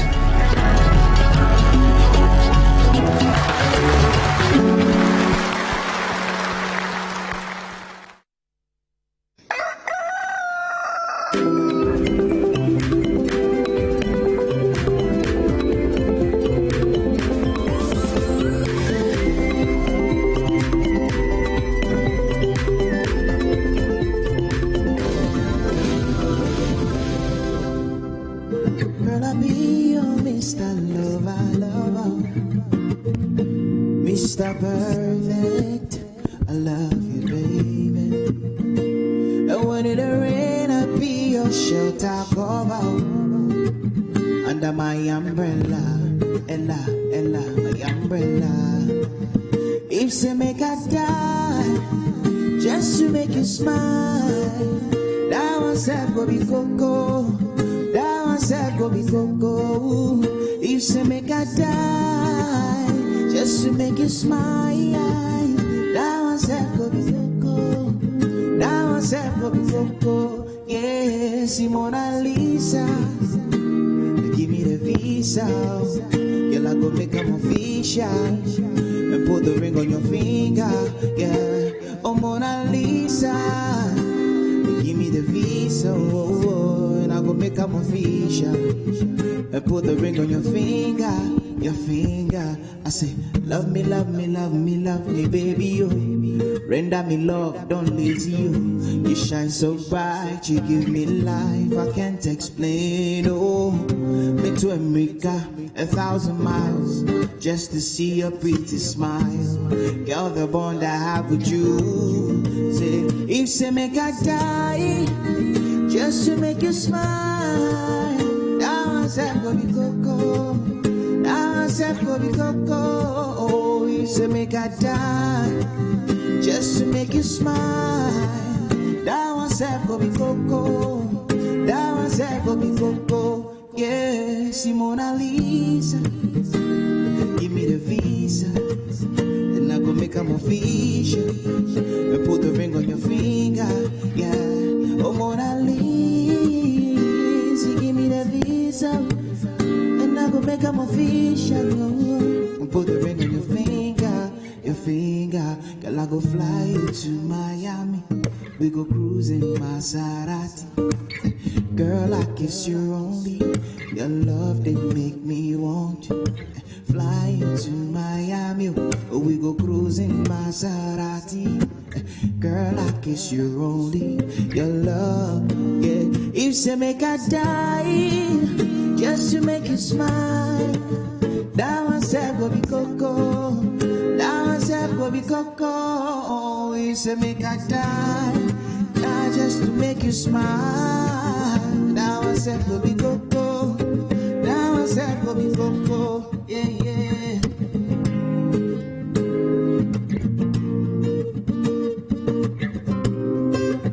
Whoa, whoa, whoa, whoa, yeah. Rama Echo. Oh, oh. Je commande une bottle. Je vais qu'avec une moto. Yeah, yeah. On est toujours dans les ghettos. C'est frère, my brother hustle. Oh, yeah. Oh, oh, oh, oh. I got the party going down. Oh, oh, oh, oh. Make everybody come around. Fiesta. All the girls so. Take it down low, take it down low. All the girls so. Take it down low, take it down. Fiesta. See all the girls so.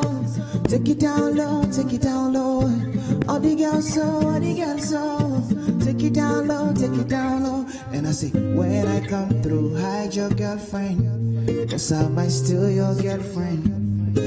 Cause the girls them call me daddy, oh, yeah. And I say, when I come through, hide your girlfriend. Cause I might steal your girlfriend.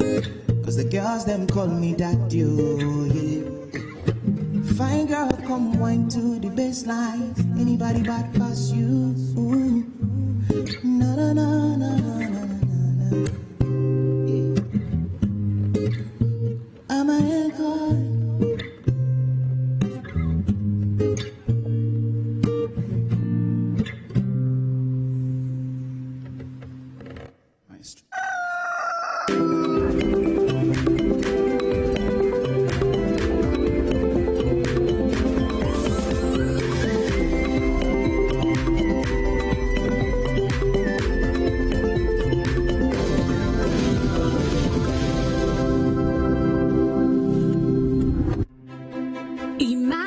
can get all the understanding on some of the difficult subjects you struggle with in school. As a student, do you feel dissatisfied with how hard it is to figure out the subject you're learning? Or as a parent or guardian, do you worry that your child is struggling to understand some of the subjects in school? Well, now you don't need to sign up for extra lessons or tutors. Simply tune in to Class Act, Mondays to Thursdays at 5:30 p.m. on City TV. Class Act is a show that seeks to enable senior high school students gain a much better understanding of what they learn in school. All you need is a TV, a chair, your notebook, and your pen. Get clarity on subjects such as maths, English, IT, and science. Class Act airs every Monday to Thursday at 5:30 p.m. on City TV on DSTV channel 363 and GoTV channel 182. Don't forget your pens, pencils, and your notebooks and tune in to Class Act, only on City TV.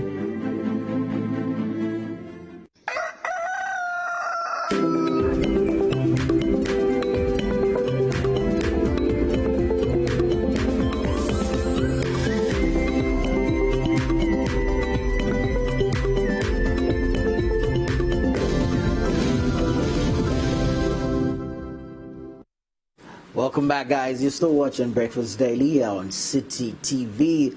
Remember, the show is interactive, and so to send in your comments via the various social media platforms.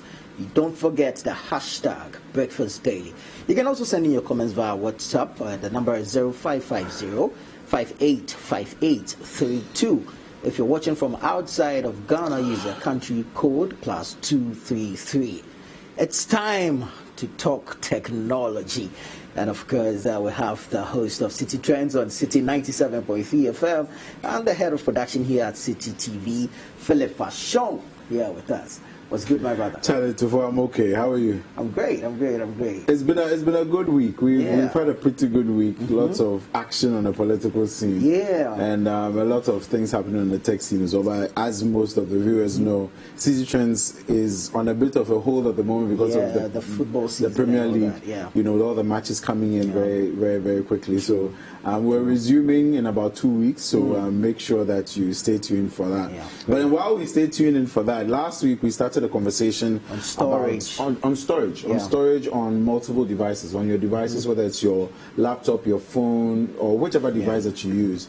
And we spoke about a couple of things, and we talked about the fact that today we're going to get into storage on your mobile phone.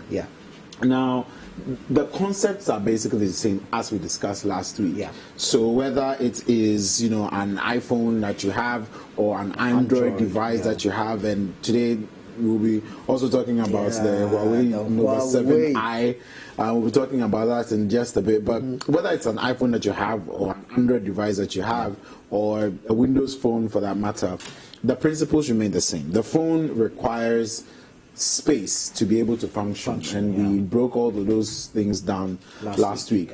Now, in order for your phone to function optimally, you obviously need a lot of space. You need a processor to be quick enough to be able to manage all the different tasks that you give it. Whether you're opening a phone editor or a picture editor, you're editing a video on the phone, you are playing music, you're streaming video, you're playing video game. The phone needs to be able to manage all of this. Now, it's great that you might have a great processor, but if you don't have a lot of space on the phone, it will not be able to manage all those tasks very carefully or very well. So a couple of things to bear in mind. Firstly, if you love your videos and you love your photos, just know that the more photos and videos that you take, the more space is going to occupy on your mobile device. So one of the first things you need to do when you want to free up space is to look for the photos and the videos that you don't need and delete them. And that is very simple across both devices, whether it's Android or it is on iPhone. Just look for your photos you don't need and delete them. One of the other things that some people don't probably pay enough attention to is the fact that every mobile device that you have, whether it is a Huawei, it's a Samsung, it's an iPhone, it's Windows, you always have some space allocated on the cloud. Okay. So you realize that when you're signing into the phone, it will ask you to sign in to your cloud services, whether it is Google cloud services or it is Apple cloud services or it's a Huawei cloud services. You always have some allocation in the cloud. Okay. That is why you're supposed to use it. You're supposed to store some of these, things that you don't typically need on your phone on a daily basis on the cloud. Yeah. So that you don't have to clog up the space on your phone. You already don't have enough space already. Typically, most people get about 5 gig worth of free storage space on their mobile device, or the device on the itself. cloud. On the cloud, cloud, you get a 5 gig allocation, and then you can purchase some more. It's actually not that expensive for you to purchase.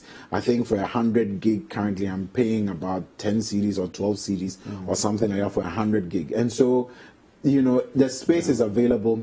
All you need to do is just have your data or have your Wi-Fi on. It will automatically upload everything at various points in time, so you can delete it from your phone. So that's one of the first things I think people should keep in mind. If you have a lot of photos and videos, either store it on the cloud or delete it from your phone, the ones that you don't need at least. So that's the first thing. Now for Android users, there's a very simple sort of tool that the Android system has made available for you to use. You don't need to download any, weird app or anything like that. There is the Android free space tool that every Android device has. All you need to do is just open phone settings, then go to storage, then go to free app space. Oh, okay. So go to phone settings, storage, and then free app space. Okay. Now there are a number of things that you can do. When you go to storage, to free up space, you can see all the mobile apps that you have downloaded and are currently using, either frequently or less frequently. Okay. So when you go through the list, just go all the way to the bottom. You get to see the apps that you typically don't use on a daily basis. My suggestion is delete those first. Those apps, Because obviously the ones that you use frequently will almost always be at the top. So just scroll down to the bottom and then delete the ones that you don't typically use on a daily basis. Then when you come back to the top, you kind of look through and decide which ones you would need and which ones you don't need. Now there are two things also you need to bear in mind. There's an option for clearing cache and then clearing storage. Last week we talked about the whole cache and storage, the cache, which is CACHE. Now, the cache basically is bits of information that is stored on your mobile device that makes it easier for your phone to remember the things that you like to do. So if, for example, in the morning you like to open your alarm, you like to play music on your way to work, all of those bits of information about your usage of the device or your usage of an app are stored in the cache. For example, if you stream music, all of those bits of information that makes it possible for your music to play very quickly when you start it up are stored in cache. So always bear that in mind. So the phone at least gives you a sense of how much is being stored in cache and how much is being stored generally by the device. So for example, you download some music onto your phone. That information will be available in storage. So that's when you use clear storage. There's some information that you have saved on your device in terms of the app. That is clear storage. But then for the bits of information that the phone typically needs to be able to either launch the app quickly or do some things quickly, all of that is in cache. So the phone gives you the option of two, whether you delete cache or you delete storage. So you can choose between the two. Typically, I would say clear the cache first before you consider clearing storage. Because sometimes when you clear the storage, you do clear a bit of information that you need. Sometimes you haven't really thought about just how much dependent you are on the app. So my suggestion is clear the cache first before you consider clearing the storage. But at least you have those two options to choose from. Great. Now, like I said, check on your apps as well. What kind of apps do you use on a daily basis? Like I said, scroll all the way to the bottom and then delete those ones first. Less frequently used. So then just scroll through it, look for the ones you don't typically use, and then delete them. And like I said, always consider storing some of your photos, especially online, because you don't typically use them every day.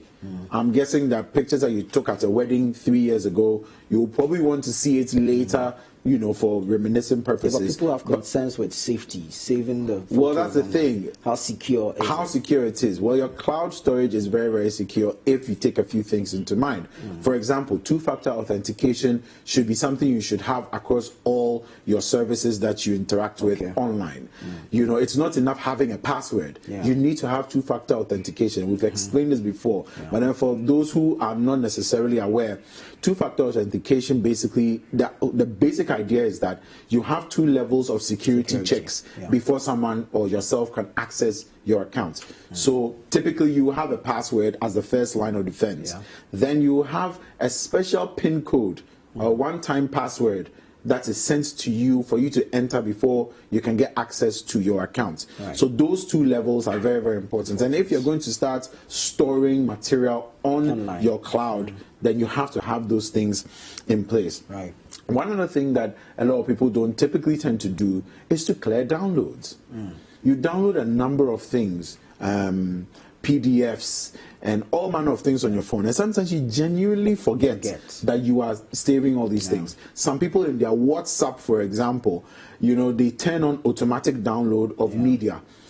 What happens is over time, all the media that you automatically download stored on the device.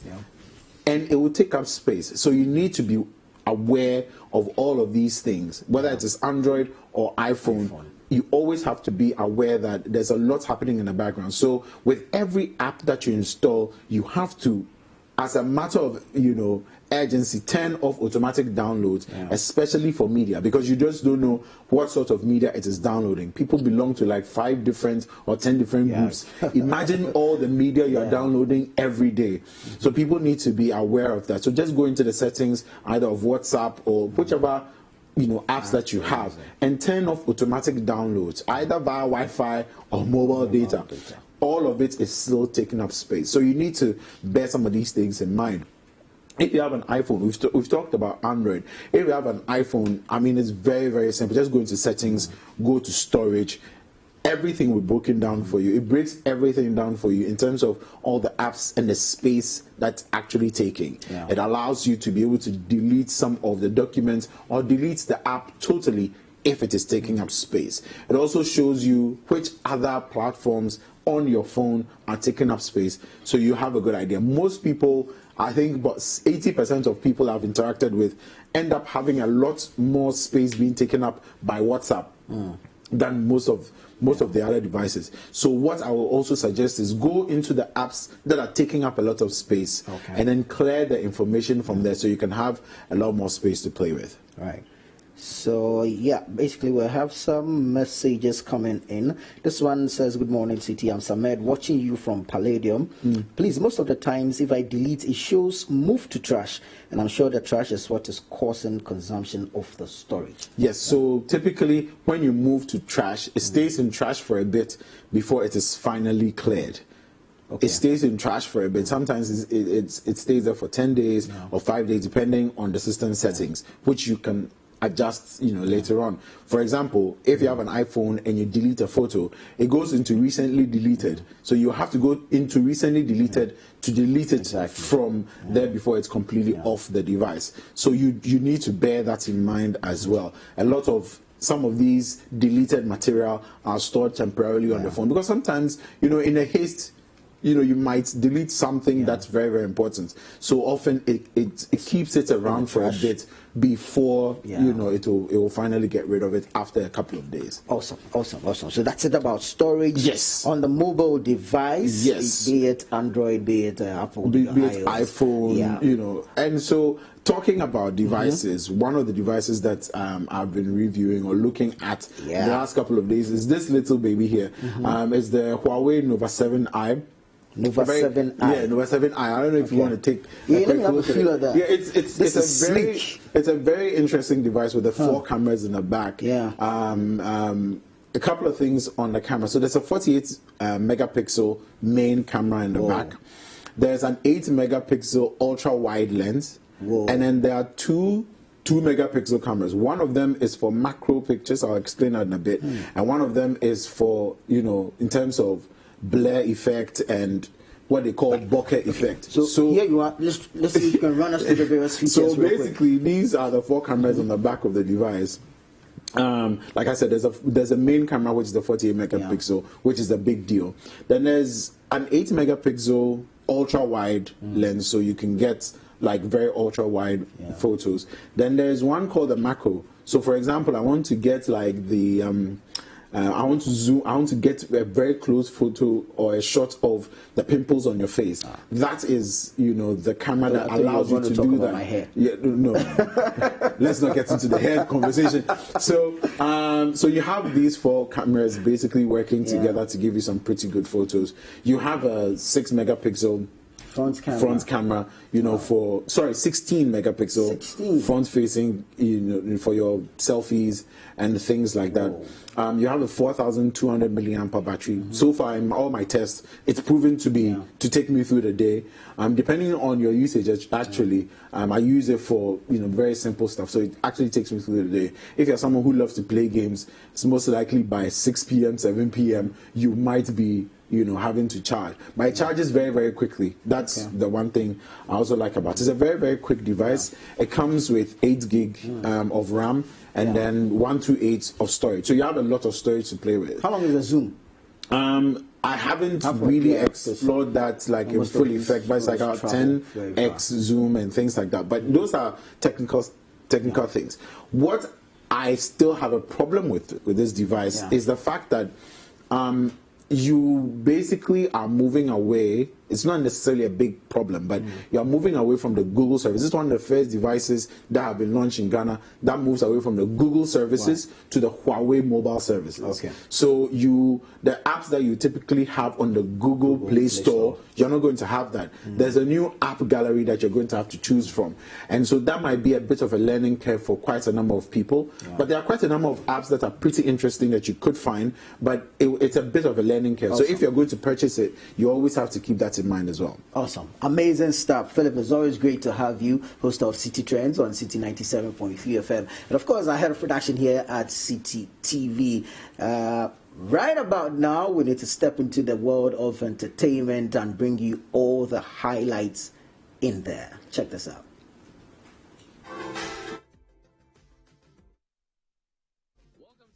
Highlights on Breakfast Daily. My name is Akua. Ghanaian musician Miss Bell is planning on getting a curvier look. Speaking on Adum's Entertainment Hall, she said she once booked an appointment for a surgery but cancelled a few weeks later when she heard that someone had died from the same surgery. She, however, said that she always admires ladies with curvy hips and will definitely be going outside the country when the borders are open.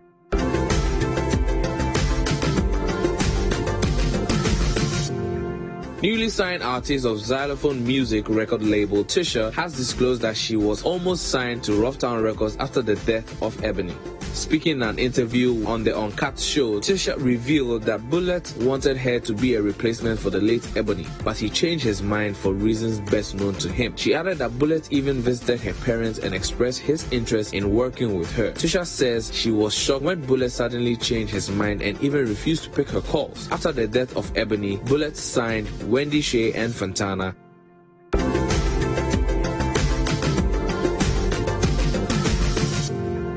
Actor Brashear Gray of Fox Hits series Empire has been arrested for allegedly assaulting his wife until she passed out. On Sunday, the police revealed that they got a 911 call stating that an adult female victim had been assaulted at her Goodyear home by her husband, who she identified as Brashear Gray. The police revealed that Gray has been immediately booked into the Maricopa County Jail on domestic violence charges. And that's all for entertainment highlights on Breakfast Daily. My name is Akua.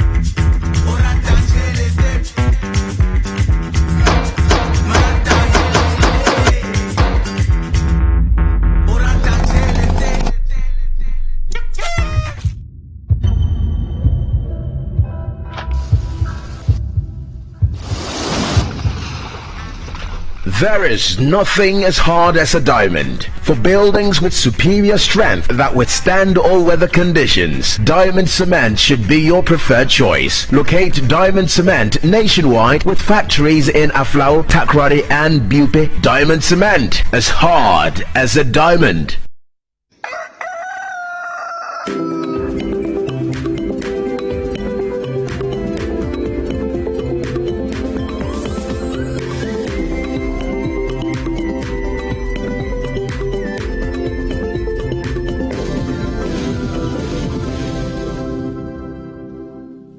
Welcome back. It is still Breakfast Daily on City TV. Thank you so much for staying with us now. All week long, you've sent in your messages of problems you're experiencing within your community that you would want us to talk about. Again, if you're experiencing any issues in your environment, policymakers have failed you, they are not doing half of the things they promised that they will do, just take out your phone and record an up to 1 minute video. Let the entire country see exactly what you're experiencing within your community and send that video to us via the email hello@mrpresidenttv@gmail.com. You can also send it to us via WhatsApp. Our WhatsApp line is 0550-585832. We'll take a look at some of the messages we've received. Dan Dziffa, regarding Hello Mr. President program. On Wednesday, 8th July 2020, Dr. Kelvin Owusu reiterated the harmful effects of noise pollution on our health. This emphasis the warning given by Professor Wusenu. The incessant noise is a health hazard with implications for both mental and physical health. We need a strong immune system to fight COVID-19, and the unnecessary stress and damage to our health from noise pollution is unhelpful. Ladadekotopong residents have made several complaints about noise and cannot wait any longer for the assembly to get its act together whilst their health deteriorates. The CEO says Bola taxis have now formed an association. This means messages can be channeled through the association. Contrary to what the MCE implied, it is not the case that the Bola taxis only pass by playing loud music. They actually park and they are stationed for a prolonged period with loud piercing music blaring from loud speakers. It is time to act decisively and remove loud speakers. Ladman needs to conduct a mapping exercise and ensure that every household and business in Ladadekotopon is registered to a rubbish collector and has arrangements for rubbish collection. This way, there will be no excuse to disturb residents with loud, irritating music 7 days a week. It is important to embrace the use of modern technology, and it is patronizing to say that the level of education of Bola taxis means they cannot use WhatsApp. You do not have to understand how phones work to use them. Street vendors use mobile money. We are not suggesting that Bola taxis understand the physics of how a WhatsApp message reaches their customers. We are suggesting that they use the technology to enhance their business and keep them from breaking the law and causing noise pollution. Kind regards, Awula Sewa, Residents Group Coordinator.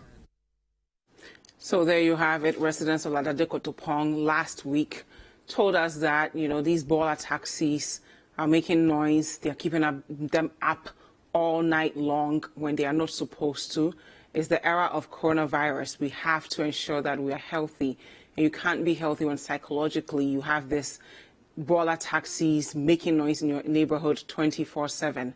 Fortunately, the MCE responded and gave himself up to 1 month to fix this problem. And I'm sure he's watching us this morning, Mr. Solomon Ni Kote. We spoke to him last week. He said in 1 month, we should call him, and the people of Ladadekotopong will not continue to experience this annoyance with the Bola taxis anymore.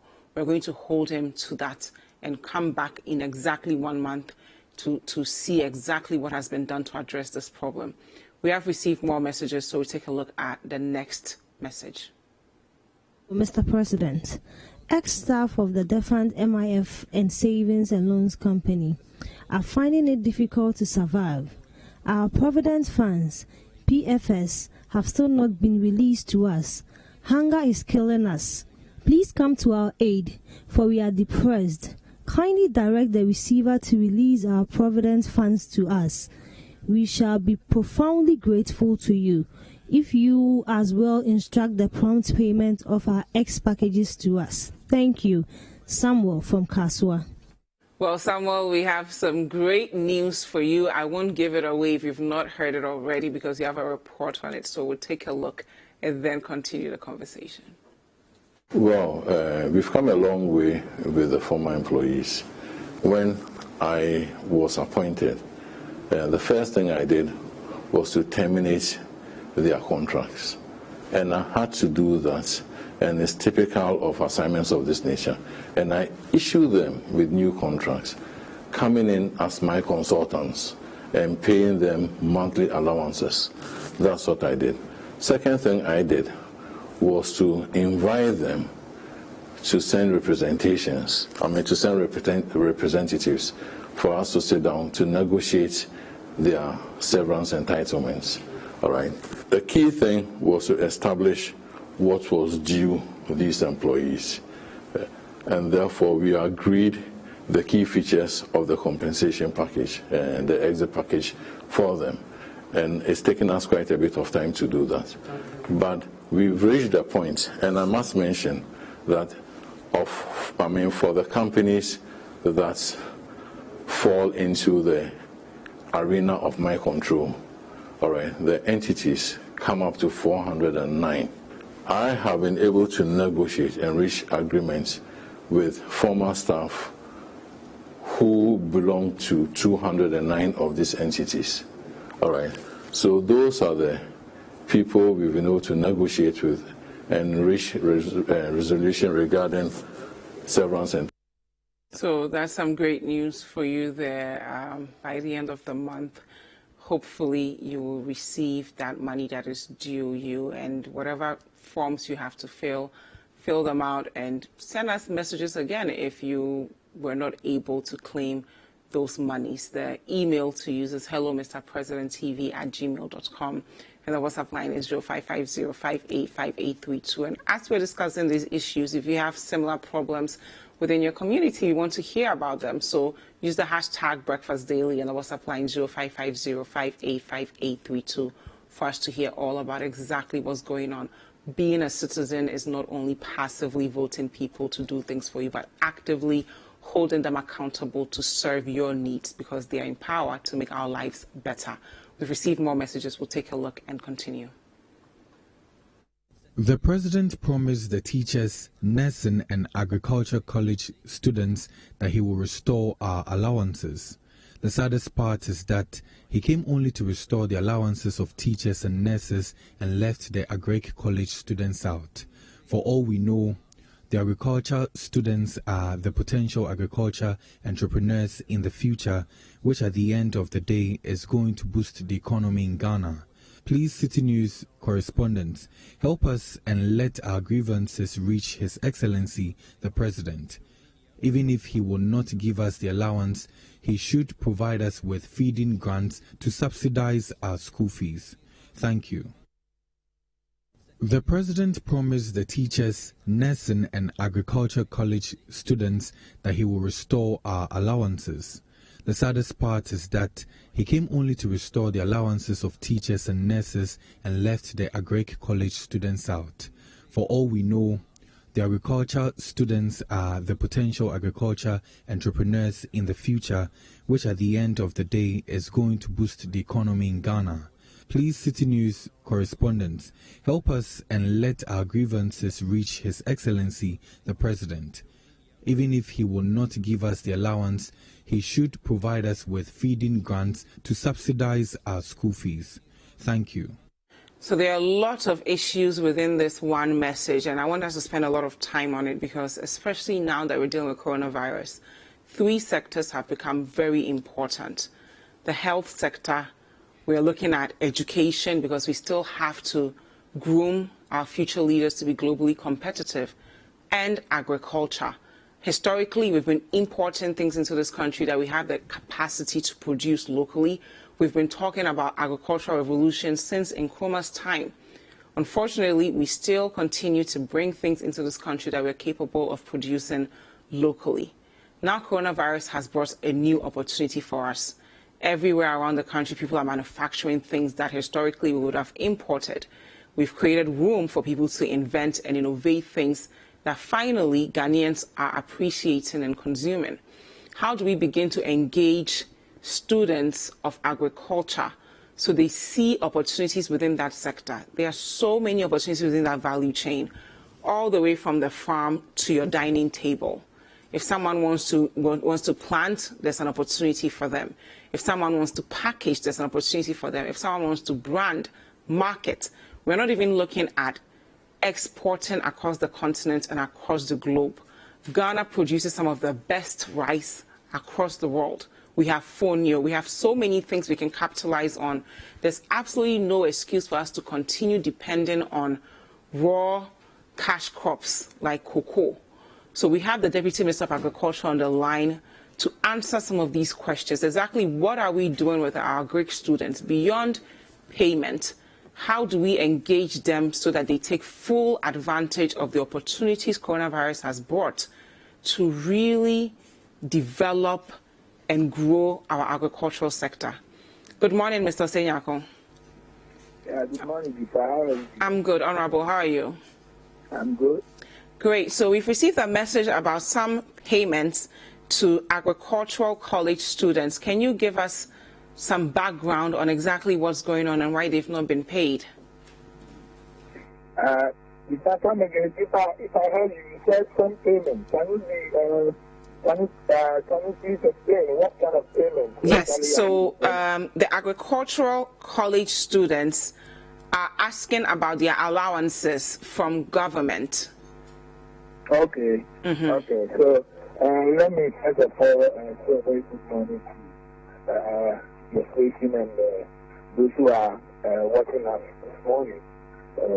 I believe this allowance issue has been around for some time now. I remember in 2014, the then NDC administration led by President Mahama decided to withdraw those allowances due to one or two things. Because if you remember in 2014, there were some payments made to those students at the time, these students at the agri colleges, and they overpaid those students. So government instructed that those who have received in excess, some received about 10,000, 8,000 plus, if you find this money back, those students didn't do it as directed. So government decided to withdraw all those allowances. But prior to the NDP government assuming power, President Akua had gone around to campaign to promise the restoration of the training, teacher training and nursing training. The agri colleges allowances were not part of it. I have to just make that clarification. Okay. Only the teacher training and the nursing training allowance that the President Bank and the Akua made promise that when even voted in what is going to restore. So when we were coming into government, we had a different plan altogether for the agri colleges. Not agri colleges are not many. They are very few. I can say that there are not many. So the government had a different plan for them. Since 2014, no student, no graduate from agri colleges have been prepared or have been given a job. Okay. So there were a lot of backlogs sitting down. All the graduates of the colleges were sitting at home. The ones who were coming into government, our plan was how do we bring all these people into the system?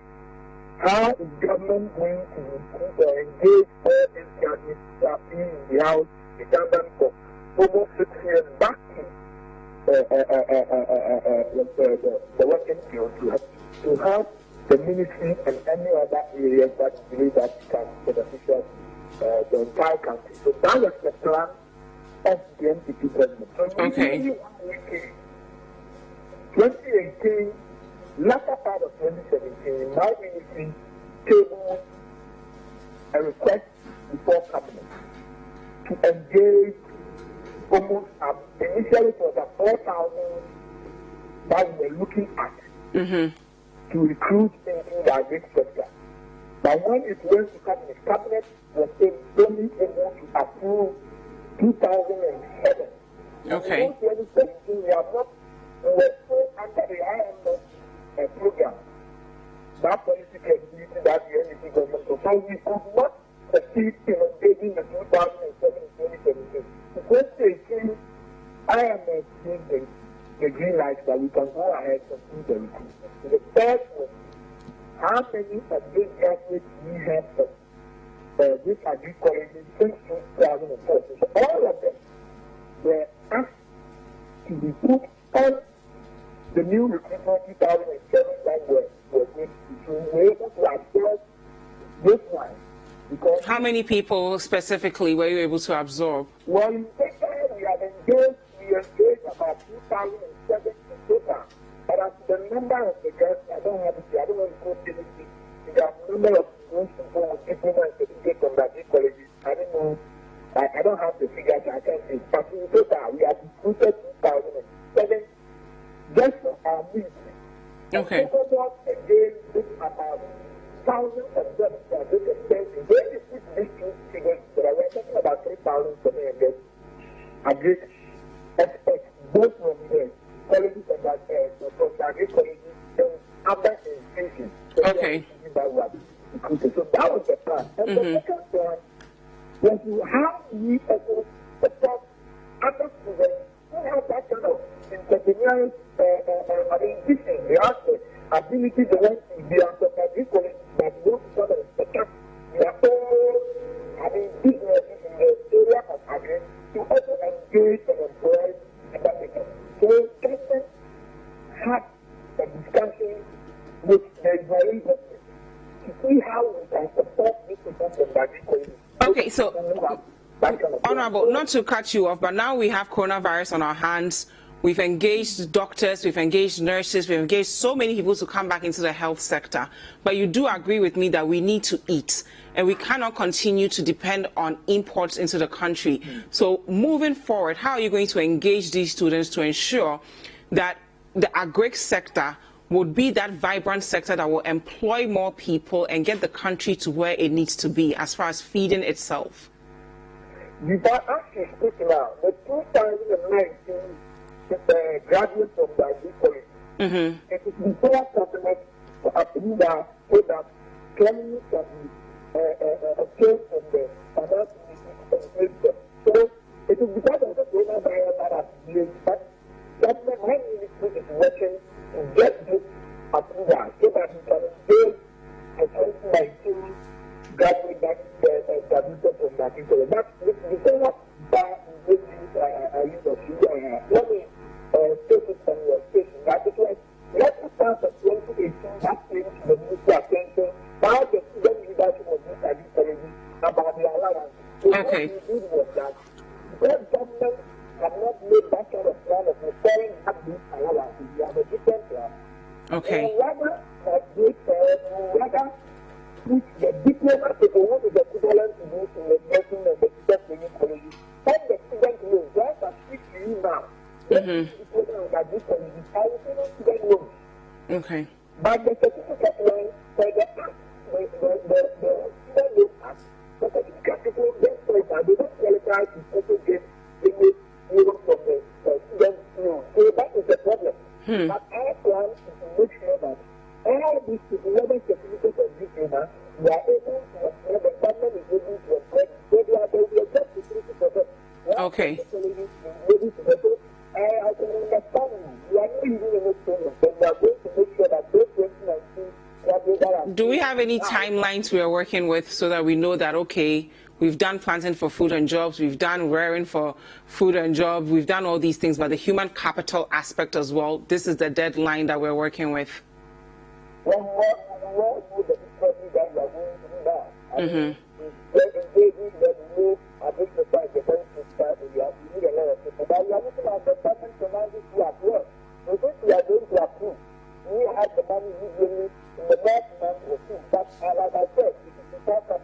Okay.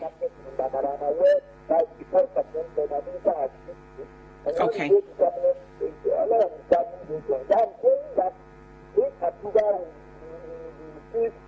never learn so that we can engage in Thank you very much. Honorable Kennedy Osenyako is the Deputy Minister of Agriculture. Again, if you're experiencing any problems in your community and you want us to ask policymakers about them, just take out your phone and record an up to 1 minute video. Send it to us at hellomrpresidenttv@gmail.com, and every Wednesday at 9:30 a.m. we'll call them and ask them exactly what they've been doing to solve those problems. You can also send it to us via WhatsApp at 0550-585832 and we'll show it. And speaking of videos, keyboard idol Tuffour, what do you have for us?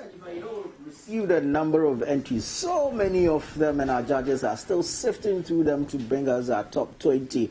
And so we just want to show you a few of the entries we have received. Mind you, these are not our final.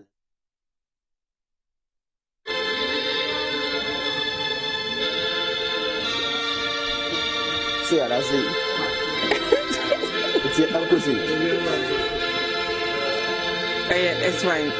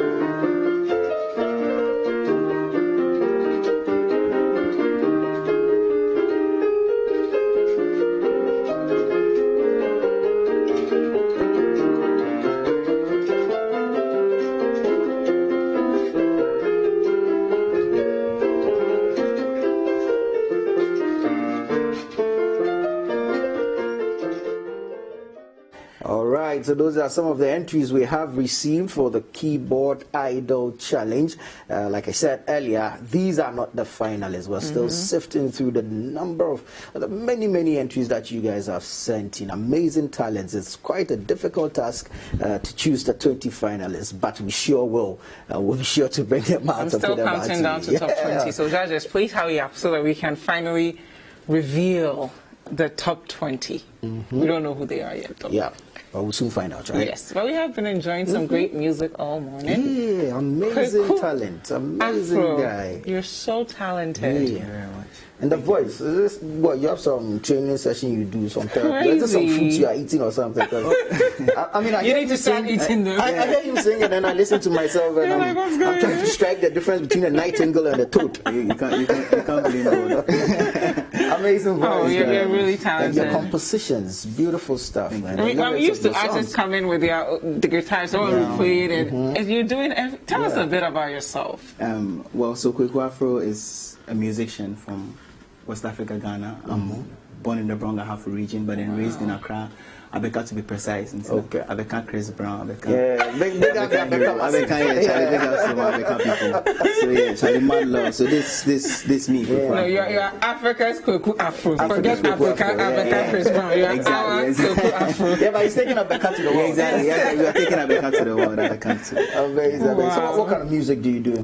I usually when I get this question, it's a bit tricky. I'm a musician, so being a musician, and then because music is spiritual, and then how I feel is how I write my music. Awesome. I don't box myself. I don't crown myself with a particular genre. But then the fact that we know that Afrobeat and then high life is our thing, then we're there. That's what we do. But then basically, depending on how I feel, I enter into the studio. When I start producing, how I feel is what I put on the beat. Amazing. How many songs do you have? How long have you been doing this? Which one is the latest? Nothing to something is what I'm curious about. Yeah. That was great. What inspired it? Okay, well, so I've been doing this music thing for a decade straight. 10 years straight. 10 years straight. Amazing. So I've been playing from one joint to the other with my guitar. That's how I started. I taught myself to play the guitar. I taught myself to produce my own songs. And then all this, exactly. So I played with Characters Band. Big shout outs to Characters Band, wherever they are. We played at Carbon Men's Club, Kiki Bees. So it was a daily routine. This is a thing I've been doing all my life. And talking about Nothing to Something is a song when I got signed by Kwame Goka, that's the man behind Twist nightclub.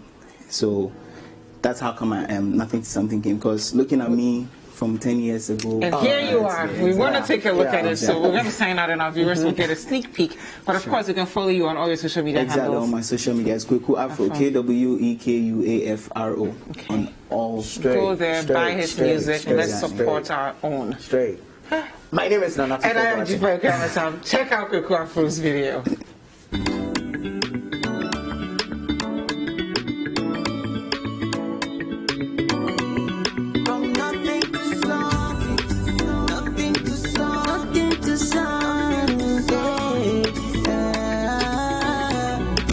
It's like the turn by turn. Nobody knows tomorrow. Send a bag me and there go fi happen to you tomorrow. As I live my life, I don't know. I know if you come key myself, oh. So I dey cut my coat according to my size. Nobody ever hear my story. 'Cause I dey keep 'em to myself.